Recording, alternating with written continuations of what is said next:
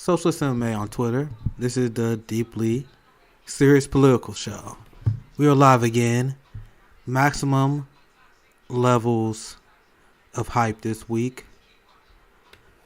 If you guys did not know, this week is the official launch of the Fred Hampton Leftist podcast and the beginning of our work as a group. I'm very happy with the amount of support me and my comrades have received. Let me tweet my YouTube link out as well. On Twitter. There we go. Jackie and RJ should be joining us very soon. Gina is in the house on the YouTube side. How are you doing, my friend? I have a few things I want to talk about. You guys see the title of the video. Capitalism is a fraudulent system. Kind of want to talk about. Ranting about why capitalism is a failed system and why I will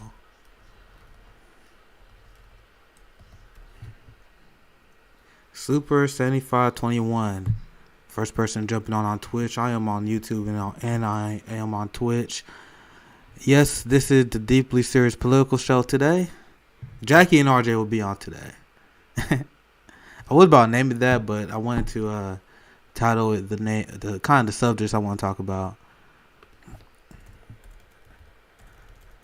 Fred Hampton leftist. Maybe I should tag him in this one. DD Dog's in the house. How you doing? I'm just trying to get people tagged here. I always forget RJ's fucking Twitter. They probably did jump on around in about 20 minutes. Fabstar 1928 D Dog is in the house. Sienna as well. I'm glad we got an early crowd. Let me find RJ's handle. There RJ right here. RJ. But there's something going on with your sound. I'm getting feedback. Alright, I think it's fixed. What's your damn handle? I always forget it, especially ever since you changed it. Sorry, what'd you say? We got a follower. I was trying to see what their Twitter handle is, because I never remember it, and I can never find it just by doing a simple search. All right, let me just copy and paste that. It's black, capital C, capital E, send, SYND, com, COMM. All right, I already copied and pasted it. Joining. I've been doing our schedule all day. I know, bro. You've been putting in work. Yeah. I guess I put.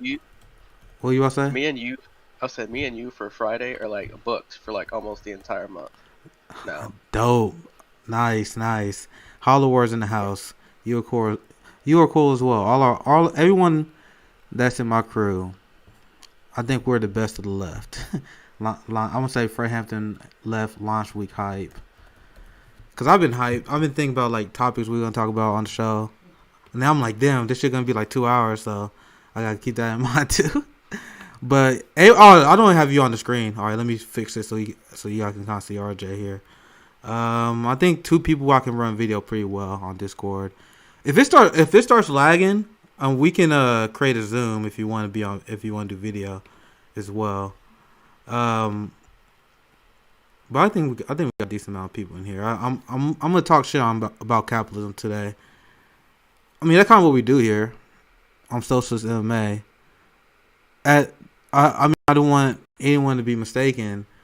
Fred Hampton leftists, we are anti-capitalists, straight up. And we're not mixing words with it. We're not saying, "Oh, we can reform the markets." We believe in reforming capital. Now, I mean, at least I'm gonna stay where I'm at. I mean, I know where Rome and Jackie at for sure. And based on what I've seen from CJ, I mean, you guys or me and RJ, we had our conversations. But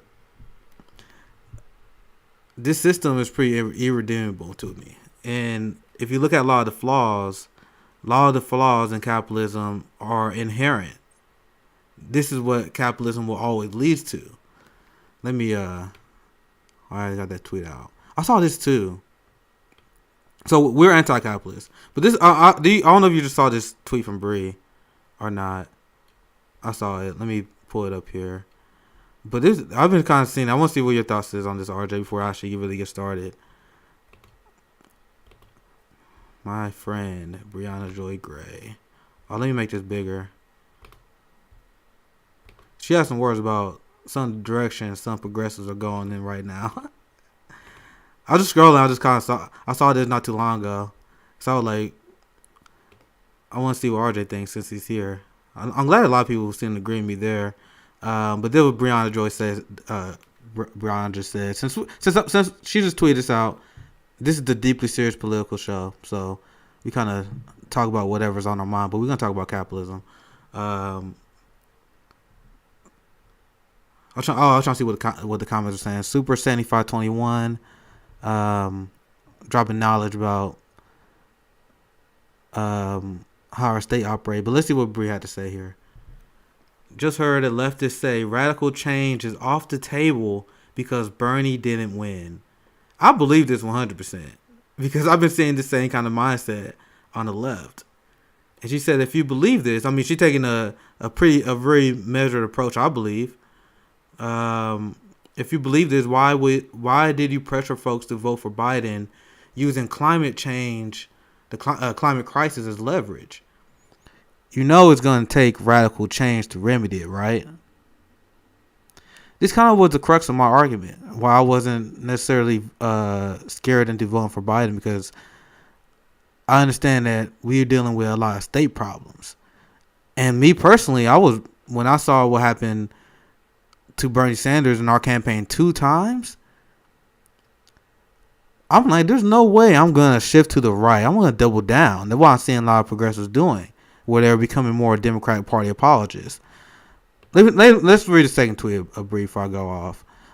She said, the right-wing crap I'm hearing from supposed progressives is getting out of control. Truly twisted stuff. FDR said, make me do it. Exactly. And we were going to talk about Chomsky today. I think that's Jackie, maybe on the YouTube side, jumping in. Not sure. Anyone from the Fred Hampton Leftists got a free invite on my show anytime. But I love how she brings up the historical reference. That's what I love to do in my writing, and that's kind of what we do on our show. That's why I'm glad we had RJ as part of this, because he's very knowledgeable in history.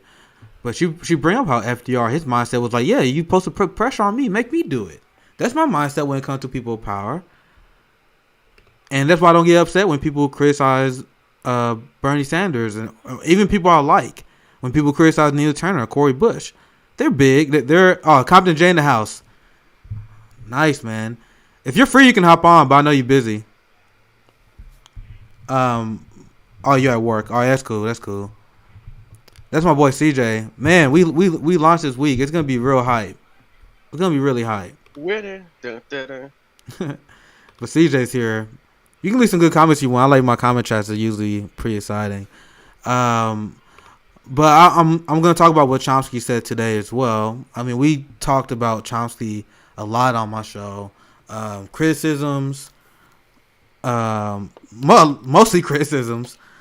My stance is always, I always like to repeat the good from what people say, and I can criticize the bad. That's what I like to do. That's why people who don't have nuance in politics, they're really confused by my politics, because they will see me like fucking shred AOC, Cory Bush, and whatever for like a day or two, and then they will do something good. I'm like, oh shit, nice. And they're like, what? I thought you hate. I see it every time I do that, and people are like, well, I thought you hate AOC. I'm like, bro, I'll just call it how I see it. So what Chomsky said, and this is what grabbing headlines, we're gonna talk about how he dissected Joe Biden's foreign policy. But I always see liberals pointing to the fact that Chomsky said, oh yeah, I think Biden's doing a good job on domestic policy. And I'm like, do you read what he said though? Biden said the grassroots had to be active and constantly keep pressure on Joe Biden. That's like the key point he was getting at. People always do this thing where they quote Chomsky, they quote Angela Davis, they quote all these people, and and they always leave out a large amount what they say because of political reasons. I will straight up tell you when I disagree with Chomsky. Like when he said we should vote for Joe Biden. That's just a disagreement. I don't care. I'm not gonna cancel a guy over that. But what he said is he said grassroots active pressure should stay vigilant. I mean, we should, instead of doing this thing where people are getting mad when we criticize the Democratic Party and Joe Biden, we should be having they should be the exact opposite mindset, the constant pressure. So RJ, do you agree with like that analysis? What's your thoughts in general on how we should approach Biden in the Democratic Party? What's your thoughts on what you're saying right now? Yeah, I think we're lagging just a bit. I might have to get RJ face over here. Or you can, if you want to, RJ, you can start Zoom and we can do Zoom because Zoom works pretty well. Yeah, let's do Zoom because this is pretty shitty. So yeah, we'll be right back. Yeah, so you can log off. Just send me a Zoom invite and I'll change the camera from there. Okay, 1 sec. Yeah, just send me an invite. I get some comments while we do that. So we're just gonna adjust. I know the camera's lagging a little bit, but that's because Discord is a laggy shithole. At least on my internet, at least I can't really pull it off that well. So while RJ is setting that up, I mean it doesn't really matter to screen lagging if I'm just showing the tweets, right? So while I set that up, we can get the Zoom set up. Because I think Jackie's gonna be on too. So I'd rather have I'd rather not have to worry about that. Our FHL thing. Yeah, okay.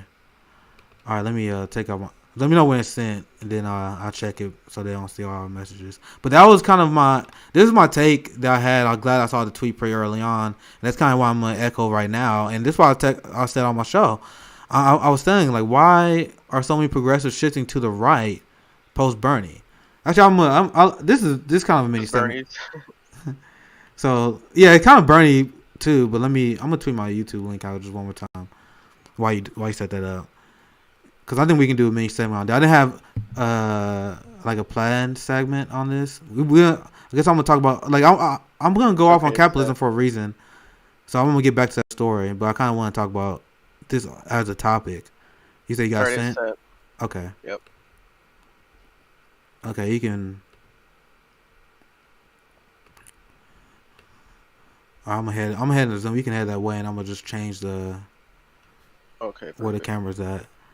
So stay tuned, guys. 1 second. We just fixed the stream here.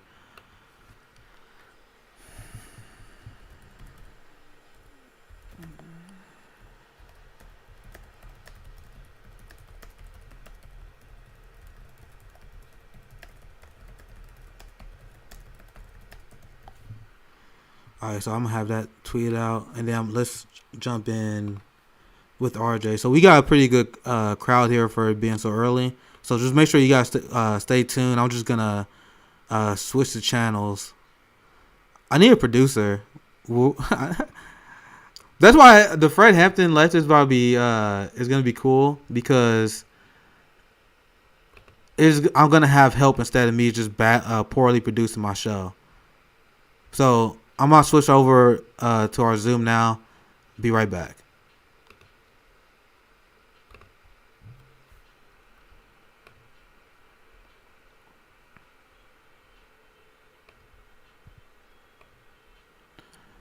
All right, cool. We actually have a decent amount of people in the video too. Let me switch it over to Zoom. Yeah, I'm gonna put our FHL background as my background picture. I'm gonna. Yeah, that's why I was saying the FHL.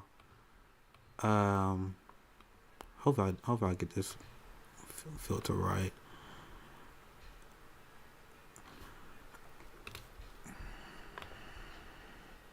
Give me 1 second. There we go. All right, so now I see already that the stream should be running much better. Let me know in the comments how the stream is running for you guys, but I think that should fix most of the problems we were having. Let me close Discord to eliminate some of that. Okay, so let's get back to kind of what we was discussing. I know Bree was going off. I don't want to show that.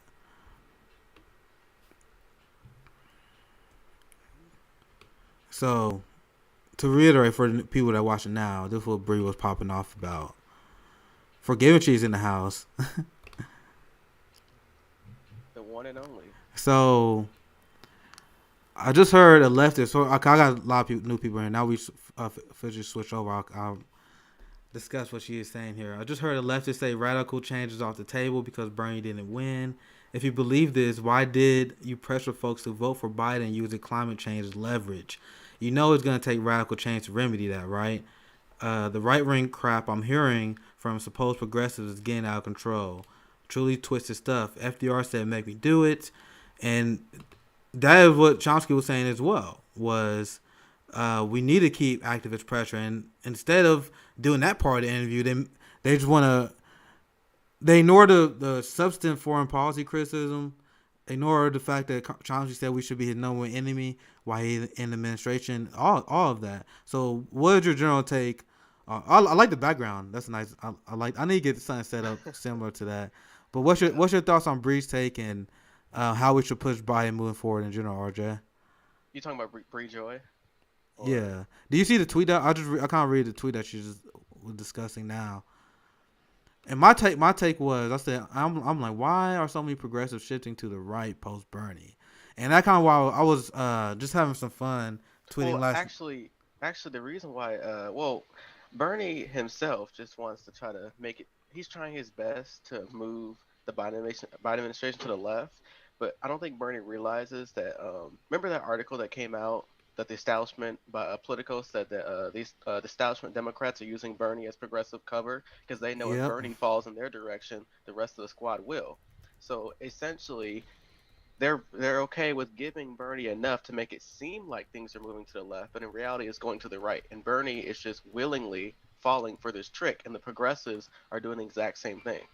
I think Bernie is doing what he thinks will help get him the most amount of change while maintaining good media coverage. Because if you look at the media coverage that AOC and Bernie Sanders they have been getting glowing media coverage because they're kind of, well, not kind of, they're 100% acting as a sheep herding mechanism to the Democratic Party. Where, I mean, a lot of these things that we've seen Chomsky like hitting Biden on in terms of foreign policy, and when I'm looking at Biden not supporting, and I want to bring that tweet up from Bree because she's talking about climate change. I mean, and this I started out as my first form of activism was volunteering with Kansas City Sunrise a few years ago. So there was like one of those issues I take very, very seriously, and I don't understand why Biden gets a pass for that.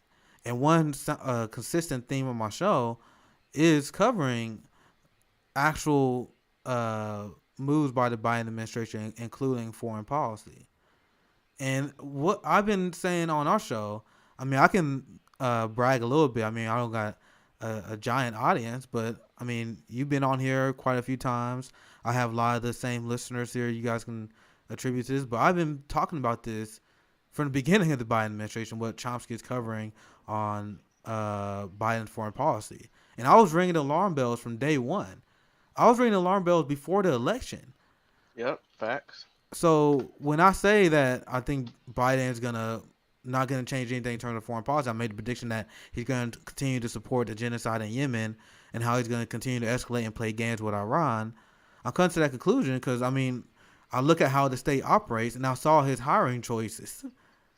I mean, if you saw Tony Blinken, like the second that he was rumored and the fact that he got was the head guy, and you had, I think his name is Lloyd Austin. Hopefully, I ain't getting his name wrong. I'm going on top of my head.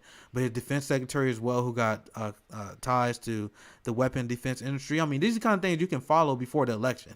I mean, Like Raytheon, yeah. Yeah, there's not hidden knowledge. I mean, there's not new stuff. I mean, I was saying this weeks before Biden was getting sworn in office. I'm like, okay. So if I was to get excited about anything in terms of Biden promises in terms of foreign policy, I would have to immediately throw it out the window because I saw who he was hiring. That's why I made my predictions. I showed the main tweet, the one I made December 31st. I think December 30th maybe. While I think I was 4 for 4 there. We will see because I think the rumors now is they finally going to try to Me, I ran in the middle, but this is very early reporting. Which, if that happens, I will report on it because I now. I mean, this. I'd rather just you guys know what's actually going on. But so far, I mean, everything I said Biden was going to do on Rand before the election have been proven true, and that what Chomsky was laying out. And it's funny because I love how whenever I talk about Chomsky, everyone in my comment section immediately like, "Yo, fuck Chomsky." I like that most of the people that watch my show and my crowd is further to the left of me. That makes me comfortable. Like I'll be uncomfortable with the opposite. Like if I had like a ton of people to the right that like watch my show, and that was my guess, couldn't be me. But my stance on that always been clear. I mean, all the criticism that I heard from Chomsky. I mean, I heard Rome. He had some. I talked to him before about how he feel about Chomsky. I talked to my good friend Forgivenchi about Chomsky, who has problems with him because he's anti-communist and she's a staunch communist, for example. And I'm like, when I hear that, I'm like, all that sounds legit to me. All that sounds legit to me. But that still doesn't take away when I think he's right, when I think he's wrong, and when I think he adds to the political discourse. But Michael Parenti is lit though. I've been looking a lot more into him. I include him on my defund the police article, so I just like talking about what a lot of people think. And back to Chomsky too. I also the way things are shaping out with the Biden administration, especially with foreign policy, it kind of vindicates Bree Joy a little bit because Bree Joy took a lot of hit for that interview she had with Chomsky. And people are like, "How dare you, Bree Joy, challenge the goat like Chomsky? Dude, you don't know what you're talking about." I promise. Holding your vote from Biden? What? That's irresponsible. I promise. I literally watched that, and my mindset was to be as neutral as possible. I know I'm biased in a way. A lot of people know I got a lot of respect for Bree, but I would try to like, all right, I'm gonna try to be objective and see who wins this exchange. And I saw it, and I'm like, from my bias, from my perspective, I'm like, I legitimately think Bree got that. Like, I legitimately think Bree presented her points in a better way than Chomsky did, because especially when Chomsky was repeating stuff like, "Oh, it's easy to vote." Like, I'm like, okay, now you're saying stuff that's not true. So that's why I can't. I would try to be neutral, but I understand that there are human biases that I can't really hide. And I tweeted at the time, and got a lot of likes. I said I think she won that exchange, and so big props for her for that. But now I'll give props to Chomsky at least, because there are a lot of people who was advocating for voting for Joe Biden who they done this shift to the right that Breonna Joy Gray is referring to, and it's almost in a way where they are protecting their ego. And this is just my take on the situation. I mean, it seems because they told people that we gotta vote for Joe Biden, we can push them left, so they can't jump against Joe Biden too fast, or it will just discredit them a little bit more. And I try to give Biden and anyone credit when they do something good, and when I do that, I get pushed by everyone like, "What the fuck are you talking about?" I'm like, bro, even like when we did that stream a few days ago, when we was like, "Yo, I think Brett Kavanaugh, man, I'm surprised he on this ruling." I mean, this pretty, and people was like, "What? How you praising Brett Kavanaugh?" I'm like, no, fuck Brett Kavanaugh. I'm just telling you what I think is going on with the situation. That's what I try to do. But Biden lays out what the reality of the situation is. Chomsky laid out the reality of the situation about Biden. Despite I see that he's not trying to protect his ego. I think he's honestly giving his fair opinion, whether you believe it or not. So that's once again, I don't want to brag about it too much. I'm trying to be humble. I should call it a deeply humble political show. I think what Chomsky did was actually pretty honorable, because it's rare for anyone to admit their mistakes, especially on the left. That's a big figure like Noam Chomsky. To be fair to Chomsky, he never actually said that Biden was going to have better foreign policy. To be clear, that wasn't the argument. The difference, and this is the crux of the disagreement I had with Chomsky on his conclusion on who we should vote for. Even though he admitted that he never said that Biden's going to be inherently better on foreign policy, but I simply founding anchors of the U.S. state that is responsible for this foreign policy. And if you're complicit with that, I find that to be disqualifying. So that's like the only difference. So Chomsky will at least acknowledge that that someone like Biden doesn't have a significantly different foreign policy than Donald Trump, but he will come to the conclusion that you should vote for someone who's a war criminal like Joe Biden. And to me personally, I think that's disqualifying. I think I honestly have a pretty nuanced take on this in general compared to a lot of people that outflank me to the left. Well, I say I will give if I'm dealing with a horrible Republican incumbent, which I deal with a lot in my state of Missouri, and there's just a new up and coming politician, I'm like, I don't like this motherfucker. I will still vote the Republican incumbent out if there's not a better alternative. Like if there's not like a socialist in that race running, and there's no one person vote, I'll vote against that incumbent.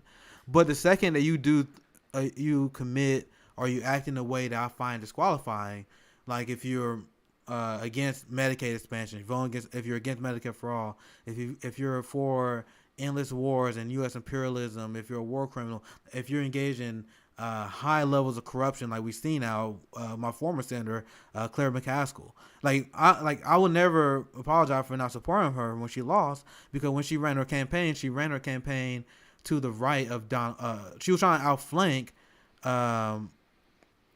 to the right on immigration. She was running as a Trump Democrat on immigration. So I'm like, what? Like, it's ignoring all my other issues I have with you. You've been Hillary Clinton shill.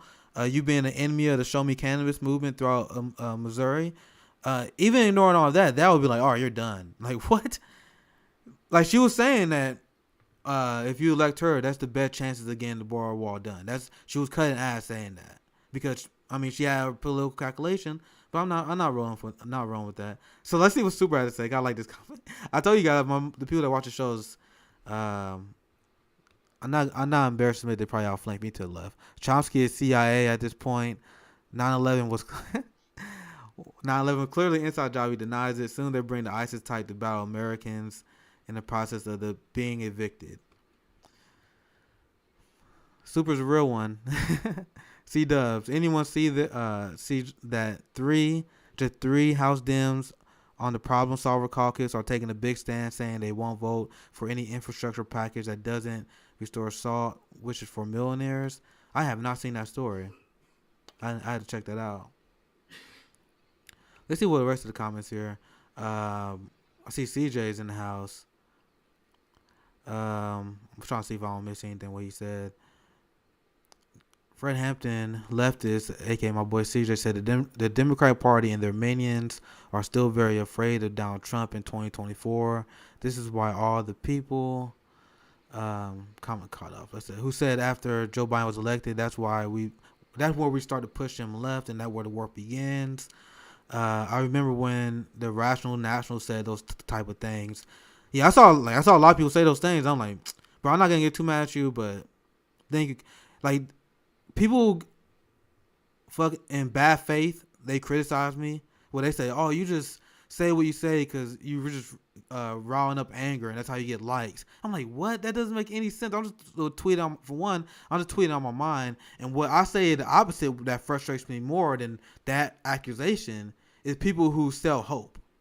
So I propose to people, like, what's the difference between someone who you claim sells anger versus someone who would say, "Oh, we just got believe in our progressive politicians." Oh, if you just donate to me, if you donate to the politician, we keep fighting, we gonna win. That's selling hope to me. You gotta keep people engaged. You gotta keep people in tune in this political process, because by them doing that, they'd be more likely to follow your show. They'd be more likely to read your tweets. They'd be more likely to subscribe to your Patreon. Oh, we gotta sign up to Rebel headquarters, because that's how we got to keep the fight going. We're making progress. That's selling hope. Once again, I'm not even making a hard criticism of that.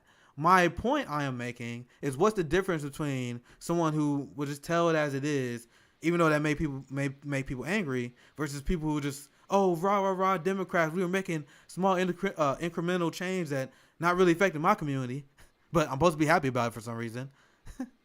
Right? So I like the point, because that was. Let me finish his point before I go on too long of a tangent. But do you have anything you want to add on to that, RJ? Before No, I, I'm good. CJ continues.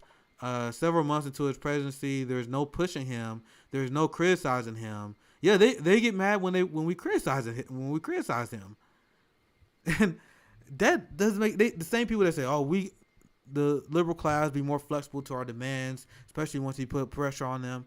I'm putting pressure. That what do you think I'm doing by covering everything that Biden and his administration is doing? What's something that I've been covering? Once again, I don't want to throw David Doyle on the bus because I haven't been following his content. But I see these people on the feed. I follow a lot of these people just because I don't watch corporate. I don't watch CNN, MSNBC. So I'd rather get news even for people I slightly disagree with. But I don't see them like covering the Iran situation. I've been covering this all the time on my show because one of the key promises of the Biden administration was getting back to the Iran deal, and that was something that they were saying. Oh, well, at least we're gonna have that. And the same people that were saying that well, at least we're gonna have that, they're silent when it comes to criticizing Biden, even though he's been horrible on the issue of Iran. Why is that? They get back to the crux of the issue when we talking about when it comes to Chomsky. Well, I was like, yeah, I agree with all your criticisms of Chomsky, but at least he pointed out the bullshit that Biden is doing. Instead of doing this thing where you're just not reporting on it, or you getting mad at people who criticize Biden because it makes you look bad for telling people to vote for him. Because my warnings was ringing true and correct. I mean, my position is simply no matter who is in a position of power, we stay fighting, we still stay putting pressure. Meanwhile, there's more people giving a fuck when Trump was president. AOC gave a fuck about the Syria bombing when Trump was president. She called him a mad tyrant king when she was talking about it. But when Biden does it, he's not a mad tyrant king. So that was my position. Let's see what the rest of the comments say. I don't want to get too far behind. In prison labor, the left is so lame. We spend all this time on personality fights with all these airtime talking about how unionize and Amazon plants. Electoralism only will not solve the problem we have. We talk about this on in terms of the content that we want to cover our friend Hampton left. And this is what I do on my show. I mean, I mostly cover the issue of state violence. I talk about actual policy. That's what I write about. That's my main primary focus. And then the biggest annoying thing with being a larger account is the people who always trying to call me out because they want to get clout. Like, I'm like, bro, I honestly don't care. Like people will message me like, do you see what he said? I'm like, bro, I swear to God, I don't care. The biggest annoying thing when people try to call me out is I'm like, bro, now I gotta say something, and I'd rather not. At this point, now I think I do a good job of just not, unless I like want to prove a point specifically. I'd rather leave it alone because there's. Remember? Go ahead, RJ. Remember when you got called? Remember when you got associated with like being called the dirtbag left? I don't know what instance you're talking about because there's a ton of them. But I remember the most recent one was that Hillary Clinton stan, that lady who made a list with me and I think that was the dirtbag left you referring to. I don't know if that's the exact situation, but I see it all the time. But I'm like, I don't want to give you guys attention because this is what politics is all about for you. And that's why I made my tweet the other day where I'm like, can you imagine being one of those progressives who just spend all your time just tweeting about what other leftists are saying on Twitter instead of actually focusing on the fact that there's economic collapse. We live in a failed state. We live in a failed police state. We have unhinged imperialism going on right now. We have a state that is trying to rule against multiple of your rights. I mean, Joe Biden, I'm going to cover this story very soon. Biden administration is lobbying against your Fourth Amendment rights right now. And this is another reason why I told people I wasn't going to vote for Joe Biden. Because I'm like, bro, I'm against the police state. If I'm against the police state, I'm not going to ally myself with a party that's openly saying they're pro-police state. Joe Biden was running to the right of Donald Trump and law enforcement. And to be fair, Donald Trump was trying to outflank him. They was having the competition. But that was Biden's intention. And now, I mean, he's literally trying to rule in favor of stripping Fourth Amendment rights. So let's see what else is the comment saying for. I'm supposed to. The reason why I want to turn to capitalism, because I think you guys saw the story. I think I maybe had to switch gears here soon. I'll go on long rants. I wonder where Jackie's at. I know she said she was gonna be available around 3. I started my show early because I'm like I could just talk shit before they get here. It's not. It's whatever. Um, I almost want to see reactions to what Bree was saying, but I might check that out a little bit later. Um, C Dubs used all the good comments that we need to be principled on the issues, not duopoly cheerleaders. Yep. Uh, Partisanship literally fucking makes my skin crawl. Like being anti-partisan was like one of my first acts of radicalization. When I'm like, fuck this shit, I'm voting for Joe Stein. 2016. I there's even before I became a leftist, before I became all that stuff, like all right, I hate partisanship. It drives me crazy. So that's why it drives me crazy when LC speaks about the Syria bombings when Trump does it, but she doesn't when Biden doesn't do it. Because once again, that's just a real life example of what fucking irks me. Once again, I'll give LC credit on on the positive she brings. For example, I'll bring up one right now. We're gonna rip Chuck Schumer to pieces about what he was his weak attempt of pushing Biden left, but Chuck Schumer pretending to be for student loan cancellation, $15 minimum wage, and those kinds of things. That is without a doubt because of the presence of some of these progressive politicians in my mind, because they feel like I gotta protect my seat. So that's a positive in terms of the LC and the squad that I'm willing to admit. But the difference is I feel like I'm being intellectually consistent, and I'm asking for everyone else to do the same. So I'm willing to admit that they have a lot of influence. So if you're one of the people that say, "Oh, this is why AOC and Bernie and the squad is super important," but you pretend in dire situations that they're helpless, you gotta understand there's a disconnect there. So I'm willing to admit to you that LC has influence to move public discourse, but because she has that influence, that's why I criticize her when she doesn't use it.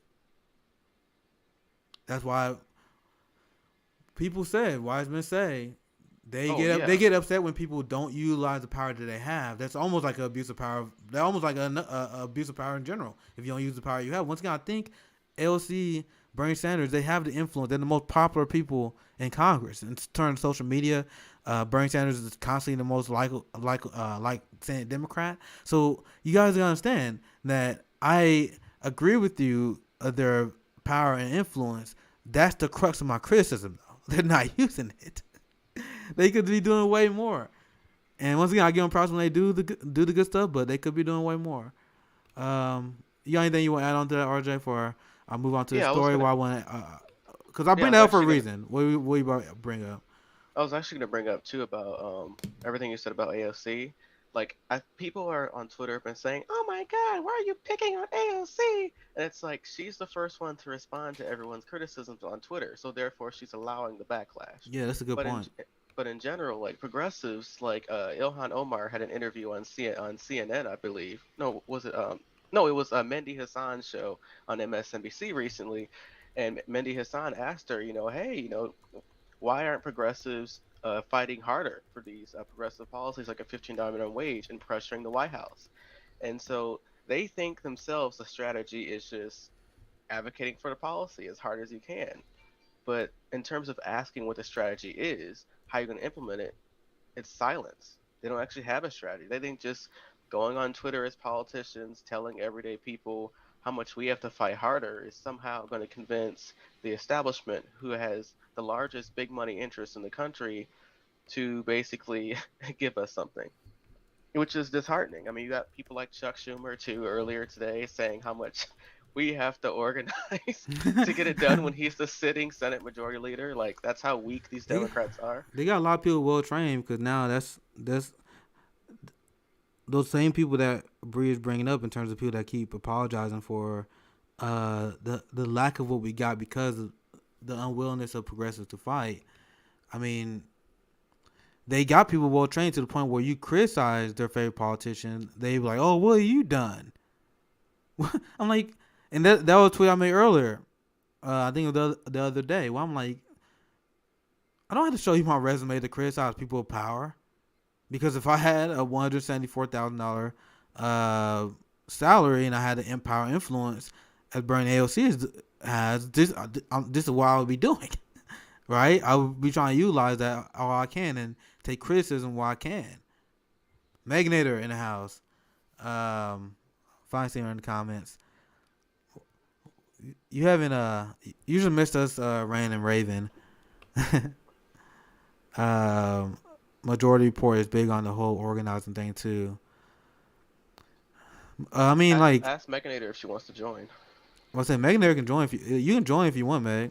This is I can send her the link. the Deeply Unserious Tuesday show. But I mean, when I'm saying I literally shifted to the left and why I'm hard on the establishment, the fight for 15 was a good start off movement. But there's a new study that showed now. I mean, if you look at this is exactly why capitalism is fraudulent. Because if you had the same rate that the people on the highest level, the Wall Street bonuses, and they scaled that to the minimum wage should be around $44 per hour. Let me see. Let me see if I can find a study. So my point I was making now, I'm like, in terms of strategy, we see that there was no Republicans that supported a $15 minimum wage. So why not propose a $20 to $25 at this point? Right? I mean, this is how you negotiate. Here's the study here. Let me pull it up.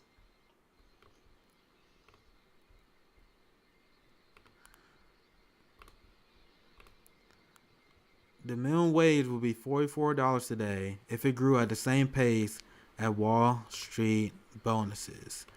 Surprisingly, coming from CBS News. Like, it's funny because it just showed that these people know these things, but they still become capitalist shills.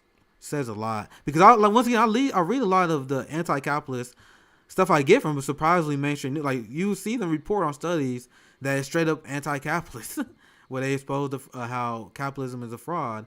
It just then they got like short-term memory where they would like report on that story and then they would like never learn from that story they reported. I'm like, what? You guys are admitting that these mainstream media outlets will report on the fact that billionaires have made trillions of dollars throughout the course of the pandemic, but then they'll act stupid when progressives are asking for a wealth tax. I'm like, bro, do you remember the story you just reported on? So, according to this study, the typical bonus for a Wall Street employee, it jumped about 10% last year. I mean, we can't even get a minimum wage increase for the last 12 years. But this is why capitalism is a fraudulent system. Because the capitalists, what they do, they purposely crash the economy every 5 to 8 years. And then they benefit from all the recovery programs, which is inherent because of capitalism, because the capitalist class will always have the resources to buy off the public officials, the public servants. So this is why people are always like, oh, you can reform this kind of stuff. Like, no, the corruption is because capitalism. It's a side effect of capitalism. Because capital will always influence those in public service. That's why we haven't seen a minimum wage increase. That's why we keep seeing corporate bailouts. That's why we see Wall Street executives who committed white collar crime have pretty much straight up federal immunity to crimes. That's what Eric Holder did under Barack Obama. He was a famous Wall Street agent. So check this out. Let me see if I can find the graph here. They kind of show, I mean, there's graphs like this that not only on terms of Wall Street pay, but they just show income inequality as a whole. We are straight up in late stage capitalism at this point, where it's no longer sustainable, where the only way we are going to see these kind of increases for the ruling class, there must be labor that you're exploiting. This is crucial theory to understand. So long we have the system in place, income inequality will never improve because you will always need labor to exploit. Very simple concept, right? So check out this graph here. I have it put up on the screen showing the giant leap in terms of income between the two classes. So capitalism is working as designed. A lot of people say there's a lot of things that are broken about capitalism, but this is what capitalism is designed to do. I mean, it's such a prevalent thing that they literally have a term for it. They call it a boom-bust cycle. But the capitalists, they know how to operate a boom-bust cycle. So what they do, they bust the economy, and then they loot the treasury. They make a ton of money, and then throughout, and then we have crisis capitalism. You have a lot of these billionaires, and you have a lot of these captains of industry who can take advantage of moments of crisis. So once again, there's a lot of different layers on this. I don't want to go too long. I want RJ to chime in pretty soon. But when you have crises like COVID, that's when you have health insurance companies making skyrocket amount of money, right? They big pharma, they rake it in because of vaccines. Like throughout the course of this pandemic, throughout the course of our current economy, billionaires have made a ton of money, and that is not by accident. Though you had the CEOs that were responsible for the Wall Street crash getting paid millions and millions of dollars and bonuses, and those bonuses were taxpayer funded. And you have right wing reactionaries like Marjorie Taylor Greene talking about corporate communism. I think that was her, right? I barely pay attention. I think that was her who said it. It's been trending all day. But we talking about capitalism here. Like what we talking about? This is how capitalism works. They take giant bailout from that was set up by the public officials that they bought off. I mean, they literally have a thing called lobbying. Like, I'm not talking about conspiracy things. I'm talking about things that are actually being established. It's called lobbying, guys. This is not a conspiracy theory. Like, businesses literally set aside budget for a thing called lobbying, where they talk to politicians, where they do their bidding. How is that a conspiracy theory? There's nothing I haven't said so far on the show. I ask you guys in the comment sections right now. Have anything I said in the show so far been conspiracy theory? Not one. But this is how capitalism works. The lobbyists get paid. They pay all the politicians. And they get giant CEO bonuses. Capitalism working as designed.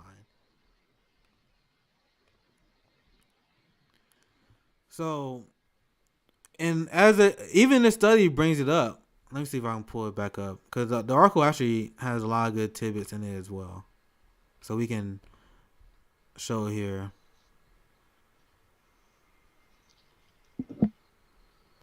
But they even bring up the fact. So once again, these people acknowledging what I'm saying. So this is the K-shaped recovery. So once again, they got terms for these things I'm talking about, guys. So the K-shaped recovery, what that means is that you had low-wage workers experience higher joblessness and income losses, while higher-paid workers who can often perform their work remotely are more likely to have bounced back. This is the concept I'm explaining to you right now. This is how we continue to have giant wealth inequality. The privileged class, these are the people that are more likely to work at home. The people that are more likely to sustain their job. And then we can talk about inequality from the top and how that spread throughout the course of society. Because what does that mean? If you have a privileged class that had the benefit where they can work from home, meanwhile Amazon workers, they are forced to work under horrific conditions that Amazon was complicit in keeping horrific to save just a very small amount of money. Because in terms of the amount of money that Amazon make, the amount of money that was spent to make the workplace safe, what the workers were asking for, would have been pennies compared to what Jeff Bezos make. But these capitalists are so greedy they can't even afford to spend that. So you have these workers who they work in these horrific pandemic conditions because they are forced to, because they are low wage workers with no leverage. Unions has been demolished, especially because of the offset of Reaganism, which was finally hit the nail in the coffin during the Bill Clinton administration when they would gut unions in the way that Ronald Reagan wished he had, because Democrats have cover. So because we don't have this kind of negotiation, that's why the Amazon fight to unionize, I think it's in Alabama, if I'm right? I think it's Alabama. Yep, it's Alabama. That's why that fight is so important, because this is starting to undo this long-term trickle-down economic philosophy that we've been cursed with for a very long time. And once again, I don't understand how does like a giant corporation like Amazon and these giant CEOs fighting against the unionization, how does not? I mean, it's starting to become, but it should be a way larger scandal than it actually is. That's what I'm thinking. But even in this article, they bring up how, once again, we're seeing another K-shaped recovery where the people who are doing well, they're doing really well. Meanwhile, we're seeing massive wealth inequality that's getting worse because of COVID. Because who are the businesses that are more likely to close down while the COVID relief packages that was going out? Black businesses were notoriously getting passed up on that. 40% of black businesses didn't qualify for that. Black businesses, I don't have the number on top of my head, but a large amount of businesses that were shutting down was disenfranchised Latino, African American businesses. My whole premise on the show is to let people know that's not by accident. What's chat? Let's see what chat's talking about before I proceed. Well, for starters in the chat, people were like, "Holy crap! Are you using Discord or Zoom? Oh Because you yeah, sound great." we using Zoom. So I told you guys Discord is pretty shit. Don't worry, when we do Frank Hampton Leftists, we are definitely gonna use better equipment than what I have. That's why it's gonna be so hype. We're gonna have our own Zoom. I'm not gonna. You guys don't have to rely on my shitty internet to host the to host our live streams on Thursday at least. Very exciting times. Very exciting times. So even now, even as the study says, 4 out of 10 Americans are continuing to experience loss of income. This is during a time where Wall Street executives, big pharma,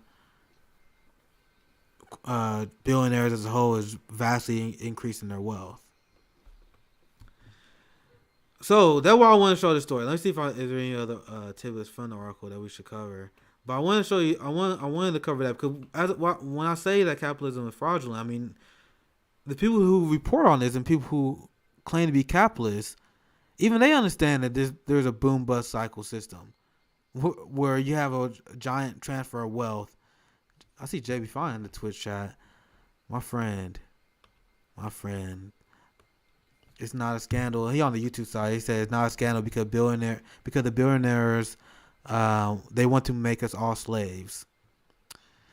If you look at the conditions that Amazon workers are forced to live under, and the general conditions that workers are forced to operate on, like the insane breaks. I want to see if I can find this from Twitter because this was going pretty viral. It was, I think it was from a Target, and then you had a lot of people that were sharing their horror stories about how Target treats its workers. So I mean, right now there it is.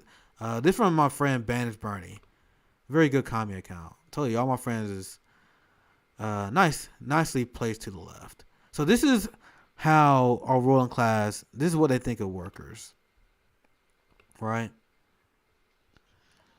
So we talking about time clock fraud, and before I even get into time clock fraud and what this is, I think Megan there trying to join. RJ, I see her. She left a message. If you want to send her the link. Yep, I got it. Cool. So yeah, I'm about to say Megan there. This is today, probably your show. Your day to do lunch. I don't know what happened to Jackie. I don't know if something came up. I'm gonna just launch my show and then whoever just pop in can pop in.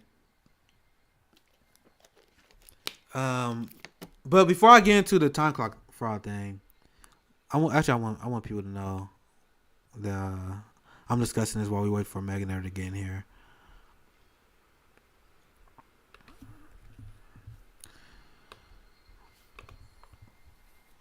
Then we can chat to our friend Megan, but I want to go over this. But before we talk about time clock fraud, I want you guys to understand that wage theft, there is more income lost in that than criminal burglary.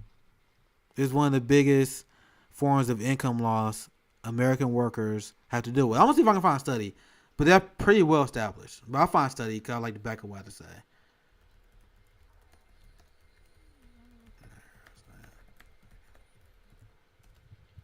I'll keep it simple. Just discussing how the billionaire and capitalist class exploit workers. Because what we about to dive into is just one other way they do it. And if you're watching right now, I'm glad I got a lot of good comments. I always love reading stories that you guys are kind of following as well. So if there's any stories that you guys want to share, just leave in the comments, and then me and RJ can comment on that as well. Boot to the heads in the house, April 1st. Let's go. That's the launch of Frank Hampton Leftists. That is not an April Fool's joke. I promise. I got to say that as a disclaimer. I remember someone like, y'all, is this April Fool's joke? Like, damn, that's actually pretty unfortunate timing. Because before I actually dive into this time clock fraud nonsense, let's find something on wage theft. It'd be pretty easy to find. Once again, I can back up everything I talk about. See, once again, this stuff is not hard. I love the age of information. This stuff is not hard to find. I just Google wage theft. So check this out. Employers steal billions from workers' paycheck each year.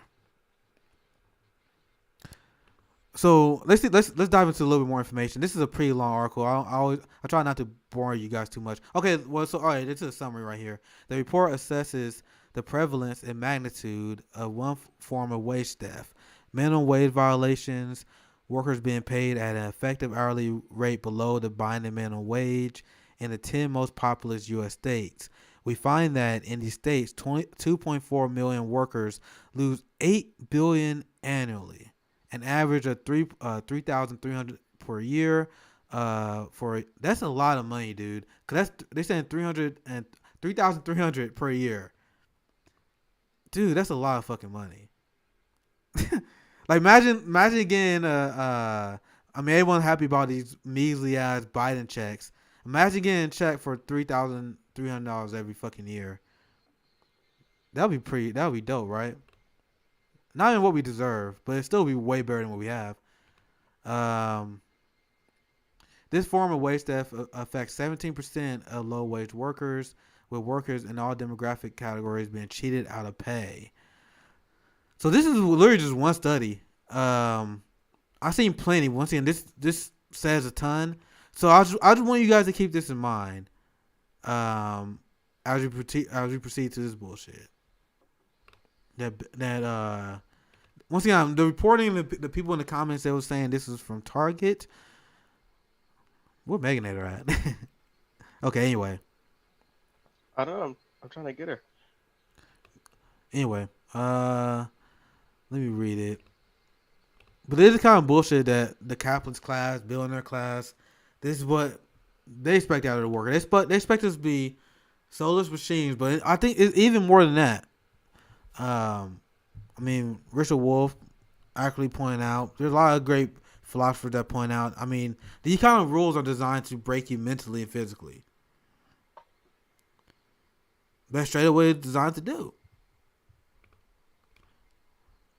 Here's some. This is what they talking about time clock fraud, ignoring the whole problem with wage theft and how significant that is. The amount of money that is lost from companies due to any sort of time clock fraud or anything like that pales in comparison. You know how I know that? Because workers' productivity continue to skyrocket for years. Meganator in the house. Oh, let me. Hey, Meganator is in the house. There we what's go. up? Let me put you on the camera so everyone can see you.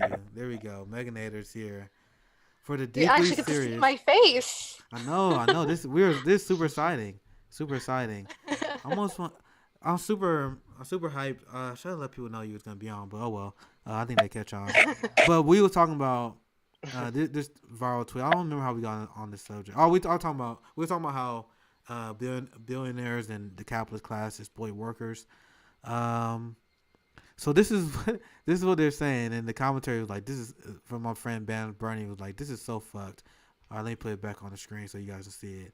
And let's go over this shit. This is the one benefit. Once again, as someone who sold cars, we was ripped off, but at least we had a relative amount of freedom. But I know what it's like to be a kind of worker ant just like this. And this is not a humane way of living. We had ancestors fight for workers' rights just for that to be rolled back by the boomers. And I'll tell you, I have much love for lefty boomers, but the amount of workers rolled back because of that generation, I have a hard time forgiving them, and I will bash them for the rest of my life. They benefited from social programs that the silent generation and their parents, I don't know what their generation was named. The greatest generation. They fought for social programs. The boomers grew up and benefited from that. That's why the population exploded. And then once they got theirs, they fucking slashed and took it all the way. Anyway, okay. Before I get on that tangent, let's actually read this fucking thing now. Time clock fraud occurs whenever an employee does something while punched in that is unrelated to work. I will argue that general maintenance that keeps your productivity high is related to work. You unhinged capitalist. So once again, even if I don't even, it don't even take me having a socialist point of view. Even if I maintain your capitalist mindset in terms of keeping productivity high, what you say still doesn't make sense. If I was thinking like a capitalist, like, all right, we'll actually increase productivity when someone's well rested, when someone's well fed, when someone's mentally healthy. Studies show that this is when they are most productive. So even when I'm a capitalist, even with a capitalist mindset, this is bullshit. So anyway, there's some easy to do tips to avoid committing time clock fraud. Use the restroom before you start work and before coming back from meals. Make sure you take your coat and jacket off and other outward pieces before punching in. Once again, they just trying to turn us to the robot. This is insulting. Make sure to secure personal items in a locker before punching in. Arrive early to ensure you have time to complete any shopping or other tasks before your scheduled start time. Once punched in, you are on the clock and should immediately grab your equipment and head to the cell floor. If employees commit 10 employees commit 10 minutes of time clock fraud a day, that's 100 minutes per day. That's 3,000 minutes per month. I mean, once again, you don't even have to have socialist understanding to understand that this is just basic maintenance. And stuff like this actually produce increased productivity. Why do you think American workers are some of the most productive workers in the world, period, and productivity continue to skyrocket? I mean, it won't take me that long to find graph. I'm probably to do that here. Once again, I like to back up what I'm saying. But this basic human maintenance that they don't want us to do. I mean, as someone who's an athlete, and you guys see me drink water all the time on my show, I think it's very important to stay hydrated. It's something I take very seriously. I am not well when I'm not hydrated. I'm not. Facts. I sell cars. If I'm with a customer and I'm not hydrated, I'm not getting that sale. It's gonna be once again. So even me speaking as a capitalist, your mindset doesn't make sense. So if I'm with a customer, I'm dehydrated. If I'm hungry, if I got to use the restroom, I'm not 100%. My chances of closing that customer is gonna decrease because I'm not on top of my game. So what is this? So now we get into a little bit of socialist theory. This is another way they can exert control to make you feel like you're beneath basic human dignity. That is what this is really about. So, Meganator, what's your general thoughts on? Once again, don't have to be about this specifically, about what you see from Target, what you see from Amazon, and how workers are generally treated in this country. Well, first off, Sienna's trying to join the Zoom. Just FYI. I sent her a link. Yeah, Sienna. Okay, overall, we all know how poorly workers are treated. We know that, and honestly, have we even heard yet how the Amazon vote went? Are we supposed to hear about that? When is that? I need to see what date that is. I'm actually not sure what. Polling closed yesterday. Yeah. So absentee ballots, in terms of you mail-in voting, that ended yesterday, and it's going to take at least a week to collect and get all the votes. So we won't know it until probably next week. Okay. But I mean, generally, we already know how terribly workers are treated, how companies feel about unions. Like, this is always going to be an uphill battle. Doesn't matter what we do.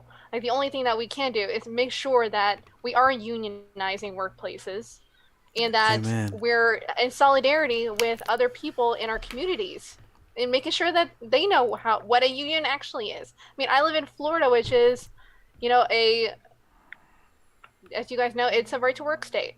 Yeah, Alabama is a right-to-work state.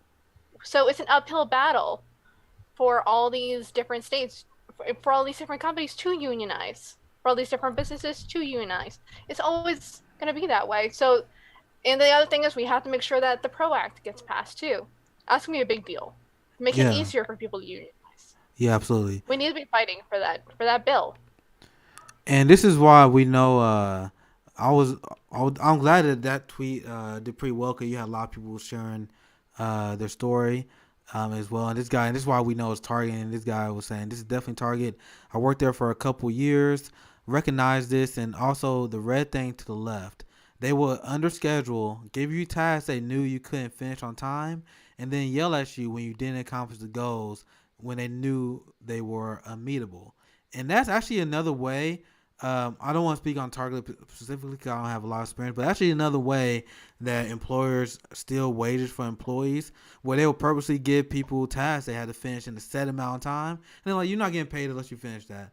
Oh, you got to work a little bit longer. We gave you the task. You got to do the task, but they only pay your task take you 12 hours to do. You should get paid for 12 hours of work. But they'll give you a 12-hour task when you have 10 when you're on the clock for 10 hours. This is just another reported way they do it. They're very smart. they know how to steal wages from working. That's another way. Once again, I just brought that study up randomly, but I read quite a few, and that's another way they highlight. Let's see if I can find another one since we're on the topic. And I can speak to this one other thing is that I used to work for Books A Million, which Books A Million is based out of Alabama, and one of the things that they would do to us at Books A Million is that one, they would have our hours be so short, like we would only maybe get most of us didn't have full-time work. There were very few full-timers unless you were management. So, Yeah. and all of our hours were based off of not only, when we could work, but also how many discount cards could we sell? How many magazine subscriptions could we sell? Could we make a goal?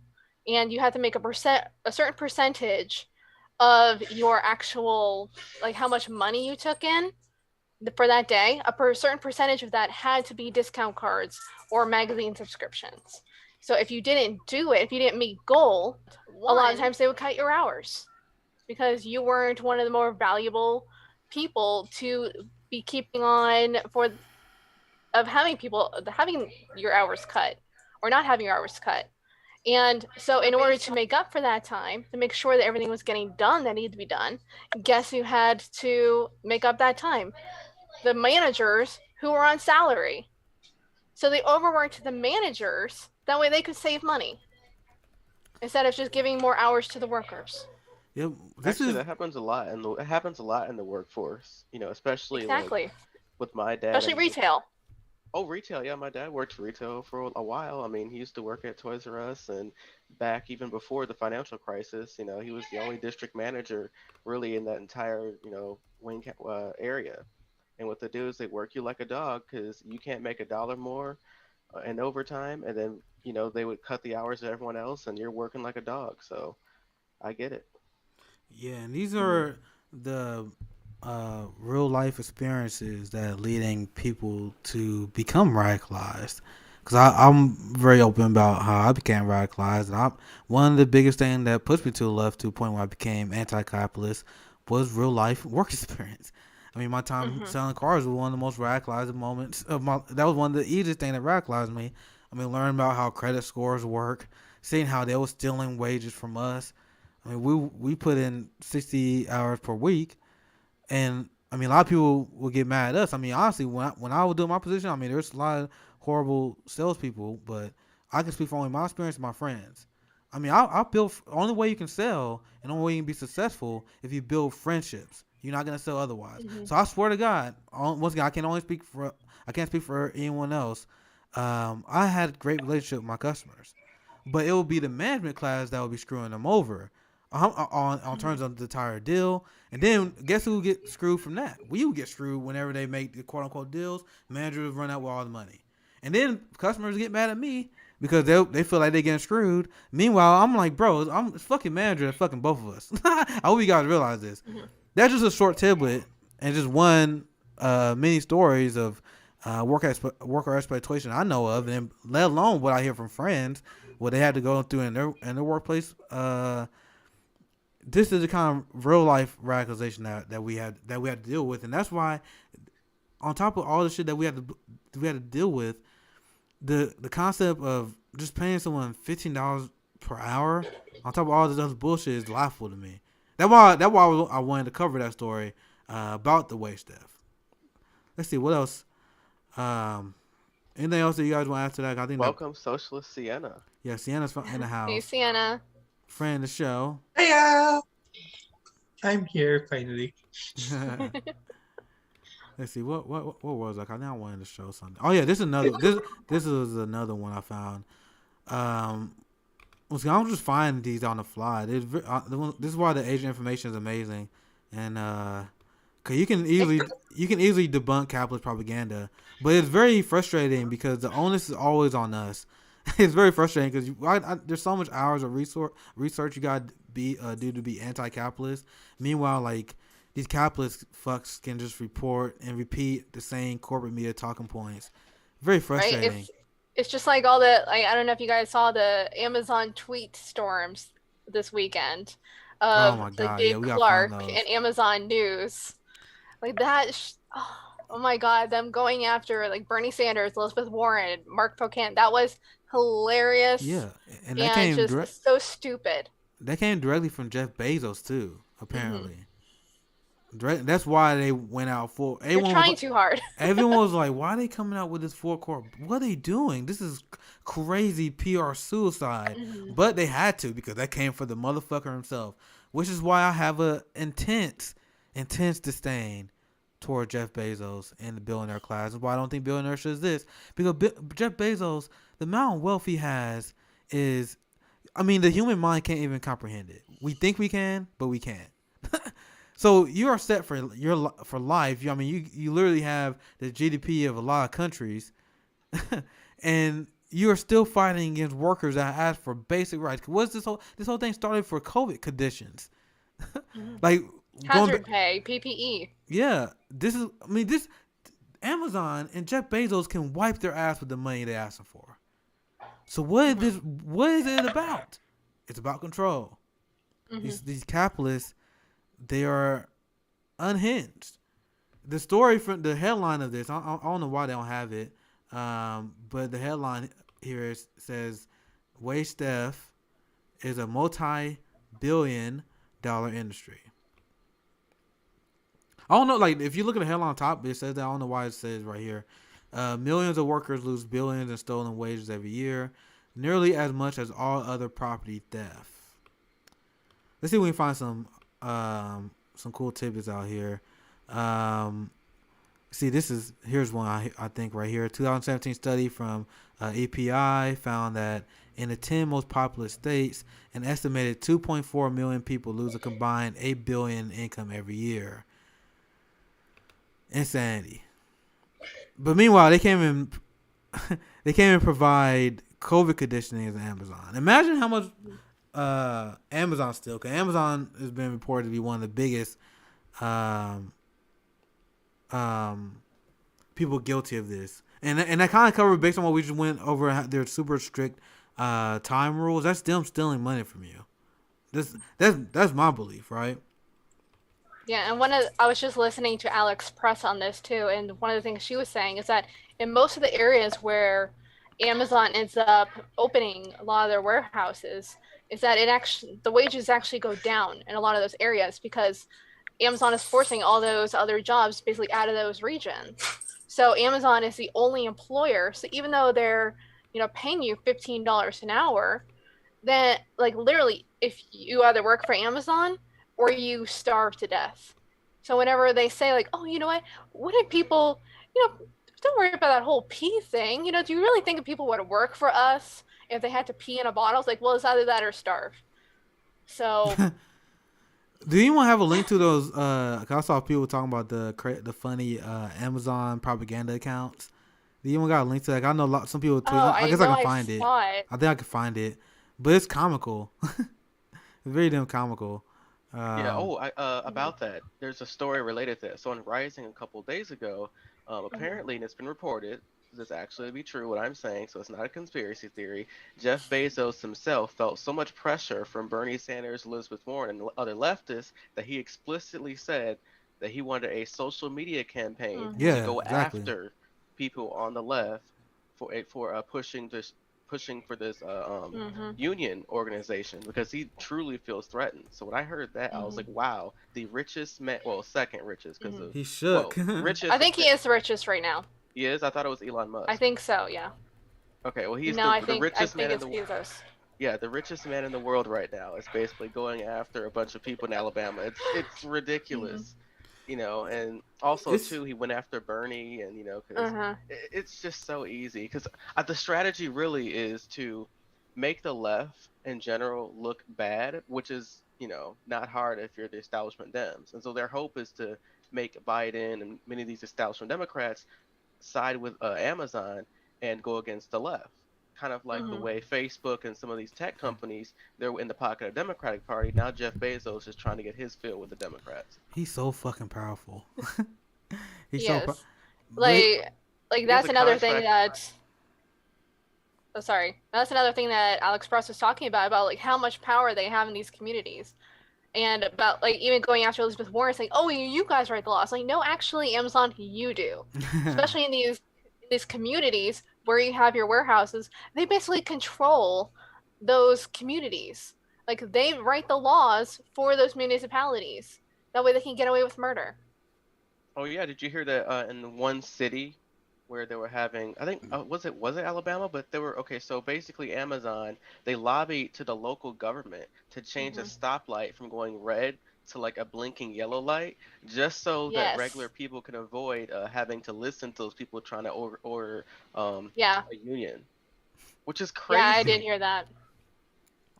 they Jeff Bezos still he knows what he's doing when it comes to crushing these kind of movements because that's why they spend so much resources to start the movement in Alabama because the capitalists and their media they understand that these kind of things can have a ripple effect.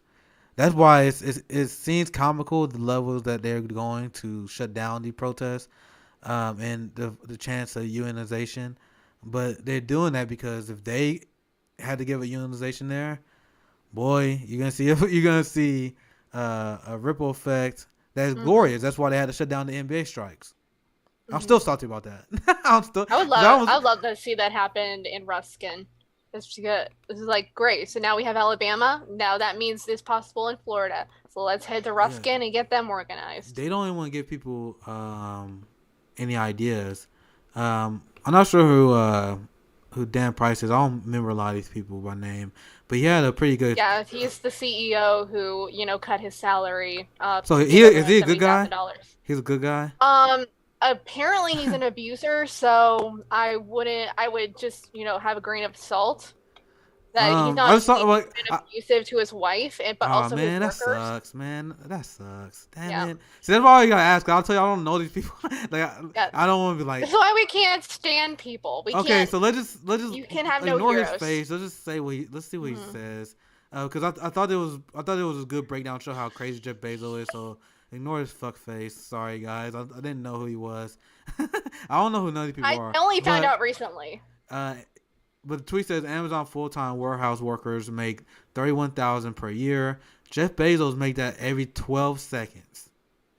Cost to give warehouse workers 2 weeks of paid sick leave plus pay bumps so they don't have to qualify for food stamps.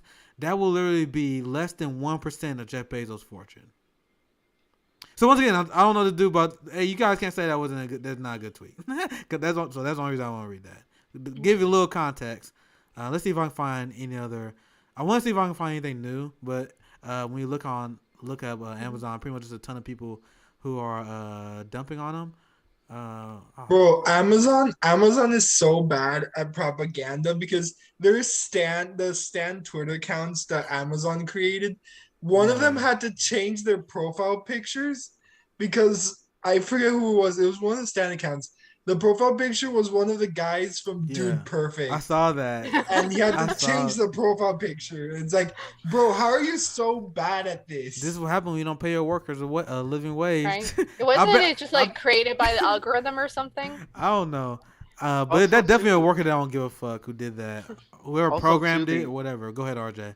Yeah, the Amazon Stan accounts, those who are publicly Yeah. defending Amazon, saying, "Well, not everybody wants a union, or not everyone can afford to pay the union dues." Like those accounts were literally created in like March of Mhm. this year, so it's like so obvious they're just you know Mhm. paid actors, really. Yeah, Exactly. they all have that little box emoji in their names. Like that's how you can tell. Mhm. Yeah, it's either the box They're emoji so or easy they to. joined this month. They are Yeah. so easy to point out. Let's see. I see. Bernie Sanders dragging that ass, and he had a lot of people commentating on this. So I want to check that out. Let's see. This is a pretty nice video. I see Color Mike, so that's why I want to see it. Let's check this video out. I want to make sure everything looks good for the viewers. All right, it looks good. All right, so he said Amazon workers in Alabama are sick and tired of being treated like robots. They are standing up and fighting back, and I'm proud to support them. Now let's check out the video. Because this is pretty much gonna end as a Amazon bashing stream, because that's what I'm all about that. Let's check this out. Of working conditions. I'm very proud. Oh, we got of JB our Font working in the house. conditions. Hey, We now what up? have Hold up. We got JB here. Yeah, What up, JB is JB? in the stream. There we go. Another fellow Fred Hampton leftist in the house. All right, yo, people. So I was watching you guys literally on YouTube just like the last half an hour, and it's a very good conversation that you guys are having. And one of the things that I was, wanted to come in and talk about was, number one, fuck Jeff Bezos. Straight up. Amen. That man is a living embodiment of Lex Luthor and Dr. Evil all meshed in one. And excuse me, when you think about, Hey RJ, you sorry JB, I'll let you finish here. If you got the link, send it to Savion. I think he's gonna jump on. Okay, I'll send that to him. I think one more is good. Savion's This is gonna be a here shit show. forever. There's gonna be a shit show today. But sorry JB, you can film. You can. I didn't want to cut you off, brother. Go ahead. Yeah, keep going, JB. no, it's all good because I got some things to say. So Go ahead.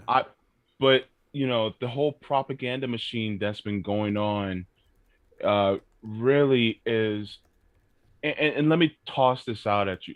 And I said I sent a comment on YouTube earlier that you have read out, and I just want to expound on it that every single time you have corporations like this who are trying to make workers into robots, there is a fight to either bring us closer back to slavery or to take us away from slavery. Every single time that you have a labor law, that is a kind of a nail in the coffin against slavery. Every single time you have these corporations that do what they do, it's a means to pull us back into slavery. The only difference is they also want white people to be the slaves too. Yep. So this is what the battle is. The battle is actually against abject slavery, because that's what capitalism does. Capitalism in its true form was with us for 250 years. So for that being said, we need to get as far away from slavery as possible. And that being as far as possible is going towards socialist and communist policy. The problem is that they're so tied to slavery that they actually are fighting tooth and nail. And I cannot wait to see capitalism have its death knell, hopefully within my lifetime. And also I just want to say you guys have had some amazing points, and I deeply appreciate all the points you guys have been making so far. We're glad that we on here because we already knew you. Soon you jumped in that you're gonna preach, and I love that you brought up slavery because I'm considering, and I think my piece I'm working on right now is about the two-party duopoly and ranked choice voting. But I think I'm gonna outline how capitalism and slavery are complicit with each other, because I literally point out, I'm like, I dare anyone to point out a time where capitalism has existed without slavery. Capitalism cannot exist, and it has never existed without slavery. Even consider even if they can't get workers to work for slave wages, then what do next? They go to the prisons. They go to other countries to exploit their workers. Yep. So there's never a time where there's not some kind of way to drive wages down so they can pay people as little as humanly possible. Doesn't matter what way they do it. They find a way. You know what's interesting though? I just thought about it.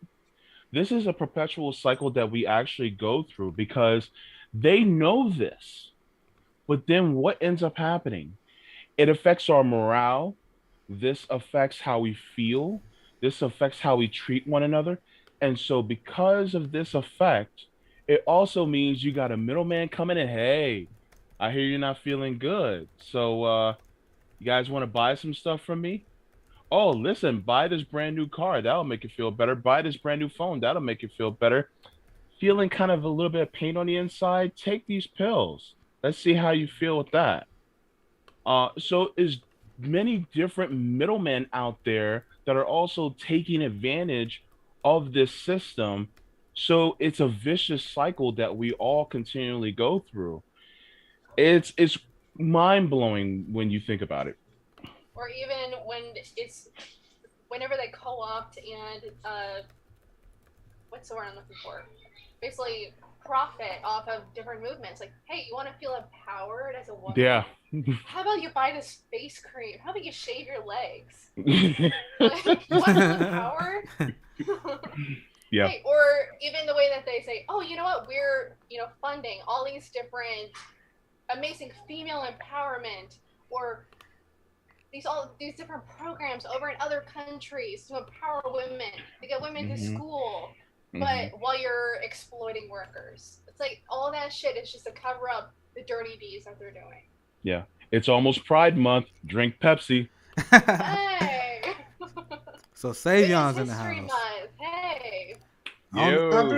Capitalism is literally just another form of like a nice way of saying slavery. Capitalism is slavery in its purest form. Capitalism is slavery. And in order to get away from that, we need socialism and communism. That's true freedom.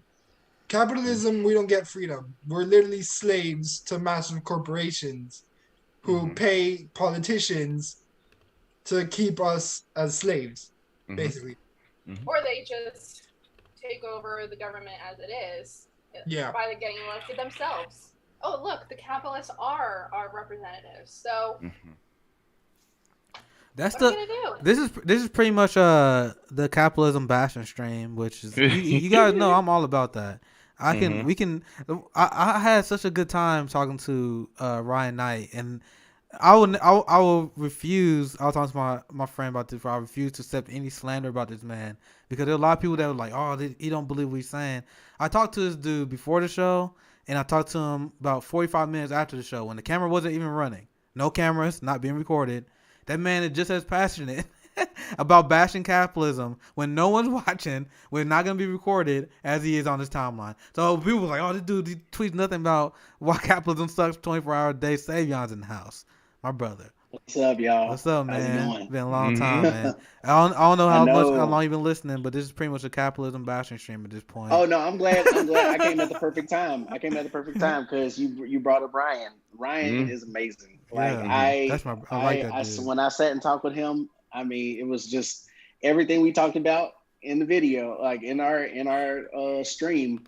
We got off and we probably talked 45 minutes to like an hour and a half after the stream was over, just because we were both just passionate about what we were talking about. And so hey, what's up, Jackie? But yeah, so like the dude he's real. He's real about what he I was one of the people who, like, from the beginning saw him evolve from like being I'm with Warren, I'm with her, like the I'm with her type stuff. Like even way back in 2016, I remember seeing his his posts a lot, and I was just like, oh god, this guy gets yeah, nerves. yeah. And that was in 2016, and then just to see his evolution all the way from 2016 to now, I'm like, dude, that was my evolution. Like, I was a hardcore Obama dude. Like, you could not tell me anything You're not telling that me Obama did was wrong. Like, Preach. I would destroy somebody. Like, I would fight over this dude. And like, once I started like opening my eyes to all the stuff that Obama was doing, I was like, man, fuck this nigga. Yeah, straight up. Like, that's literally like, come on, man. I can't do this. I'm not supporting this dude.